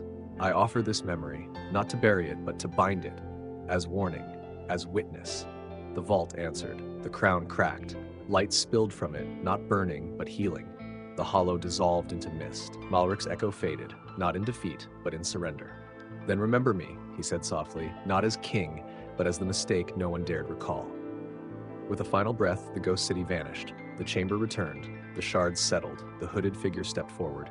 You have passed. The vault may seal again, but now it sings with your memory, too. Kale, Mira, and Theon stood in silence. I think, Mira said, we've changed something. Not something, Seal replied. Everything. The chamber was quiet now, eerily so. After the storm of memory and the breaking of the bone crown, the silence that followed was not peace, but potential. The kind of hush that precedes a choice so consequential, even time hesitates. Kale stood over the place where Malric had faded, his hands still tingling with the echo of memory. The vault had accepted their offering, yes, but in doing so, it had marked them. Marked him. Did we really seal it? Theon asked, his voice barely more than a breath. Kale turned to face his friends, eyes darker than before. We did, but we left a crack. From behind them, the archivist returned, walking calmly across the chamber floor, robes trailing starlight. Some truths cannot be unlearned, and some choices once made bind more than memory. What now? Mira asked, tightening her grip on her blade. The archivist looked to the highest point of the vault's dome. A new spiral had formed there, one pulsing faintly with golden light. Now the spiral shifts, and those beyond Virelorn will feel its pull. Above them, the chamber shimmered, projecting a map, not just of Thornvale, but of all the spiral kingdoms. Red pinpricks of light dotted the map, glowing brighter with each pulse. Theon stepped closer. Those places, what are they? Anchors, the archivist said, tethers where the forgotten cling tightest. If left unchecked, the hollow may rise there anew, fed not by fear, but by false memory. Mira's eyes narrowed. Then we destroy the anchors. No, Seal said firmly. We reclaim them. The archivist nodded. You've walked the vault. Now, you must walk the world. The ground beneath their feet shifted again, revealing an ascending path carved from crystal and ash. It led not up nor down, but outward, into a horizon of living memory. Seal took the first step.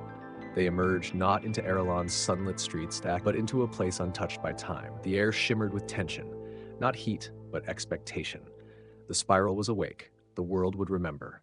Their first destination lay across the valley of still echoes, a place where history once fractured and then fell silent. As they crossed it, ghosts of past travelers shimmered in and out of view. Failed emissaries, broken prophets, forgotten warriors. None spoke, but their presence weighed heavily. Why do they follow us? Theon asked. They don't, Mira said, watching a ghost child vanish. They're waiting to see if we end up like them. When they reached the valley's edge, a storm waited, not of weather, but of memory. A swirling torrent of sights and sounds too jumbled to place, a chorus of what-ifs and never was. Seal stepped into it first, and he saw her. Serana. Not the version he remembered, but younger, fiercer, full of fire and defiance. She stood at the heart of the storm like holding a blade of light and a scroll of prophecy.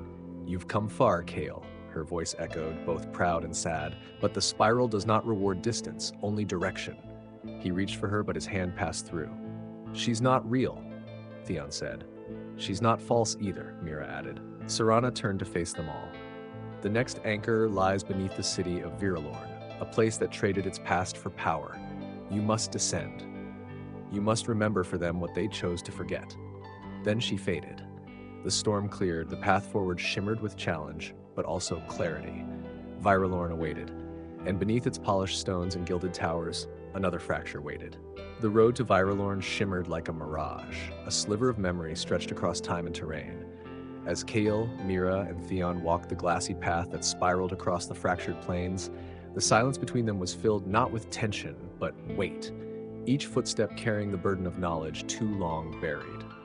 Virelorn wasn't visible until they were nearly on top of it. The city had buried itself, literally. What once stood proud atop cliffs now lay beneath them, encased in layers of stone and secrecy. A crown turned inward, ashamed of its past. They found the entrance hidden in a monument that bore no name. As they stepped inside, it was like descending into a memory preserved in amber. The walls pulsed faintly with light, alive with whispers from lives long lost. This place, it's not dead, Mira murmured. It's dormant. Kale reached out, brushing his hand against an etched mural. The figures danced, warred, wept, and crowned themselves kings and queens. But near the end of the mural, the stone blurred, not from erosion, but from choice. They erased their own ending, he said. Virelorn chose to forget. Theon touched his shoulder. Then it's up to us to remind them. The spiral stirred. At their feet, the ground opened into a chamber of crystal and smoke. They stepped through, and the descent began, not through stairs, but through sensation. Each level they passed revealed not architecture, but memory. A woman burning her family's history to earn a seat at the council. A boy trading his true name for a new face. A priest whispering a prophecy he vowed never to write down. This is what power costs here, Mira said. Identity. They reached the base. A round chamber with no doors, no altar, only a single figure seated at its center, cloaked in veils of light and ash. I am the keeper of silence, the figure said, though no mouth moved. And you have come seeking truth. Kale stepped forward. No, we've come to give it back. The keeper tilted its head. Then speak. Kale took a breath and the chamber reacted. Shards of forgotten truths rose from the floor like glass flowers, each one pulsed with a moment, a choice, a sin. You will each offer one, the keeper said, but only one. Mira went first. She chose a memory of her first command, where she'd abandoned a village to save a battalion.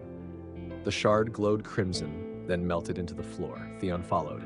He chose a vision of his father's betrayal, how the mines collapsed not from accident, but sabotage. His shard burned silver. Kale stood last. He closed his eyes. He remembered Serana, not her death, but her choice. How she had willingly walked into the spiral to protect them all. How he had let her. I remember her sacrifice, he said, but I also remember that I chose to forget it. His shard turned gold and didn't vanish. It rose instead, merging with the air, and the entire chamber shifted. The keeper removed its veil. It was Serana. Or rather, what remained of her, a shade caught between silence and speech. You remembered, she whispered, so I could return. Seal dropped to his knees, grief and awe flooding him. Why didn't you say anything before? Because I wasn't whole, she replied. Not until you were. The chamber began to quake. The spiral within Virelorn awakened, pulsing through the walls, the stones, the sky. Outside, the city stirred. People emerged from their houses, blinking as the sky itself seemed to breathe. Statues cracked open, revealing inscriptions hidden beneath.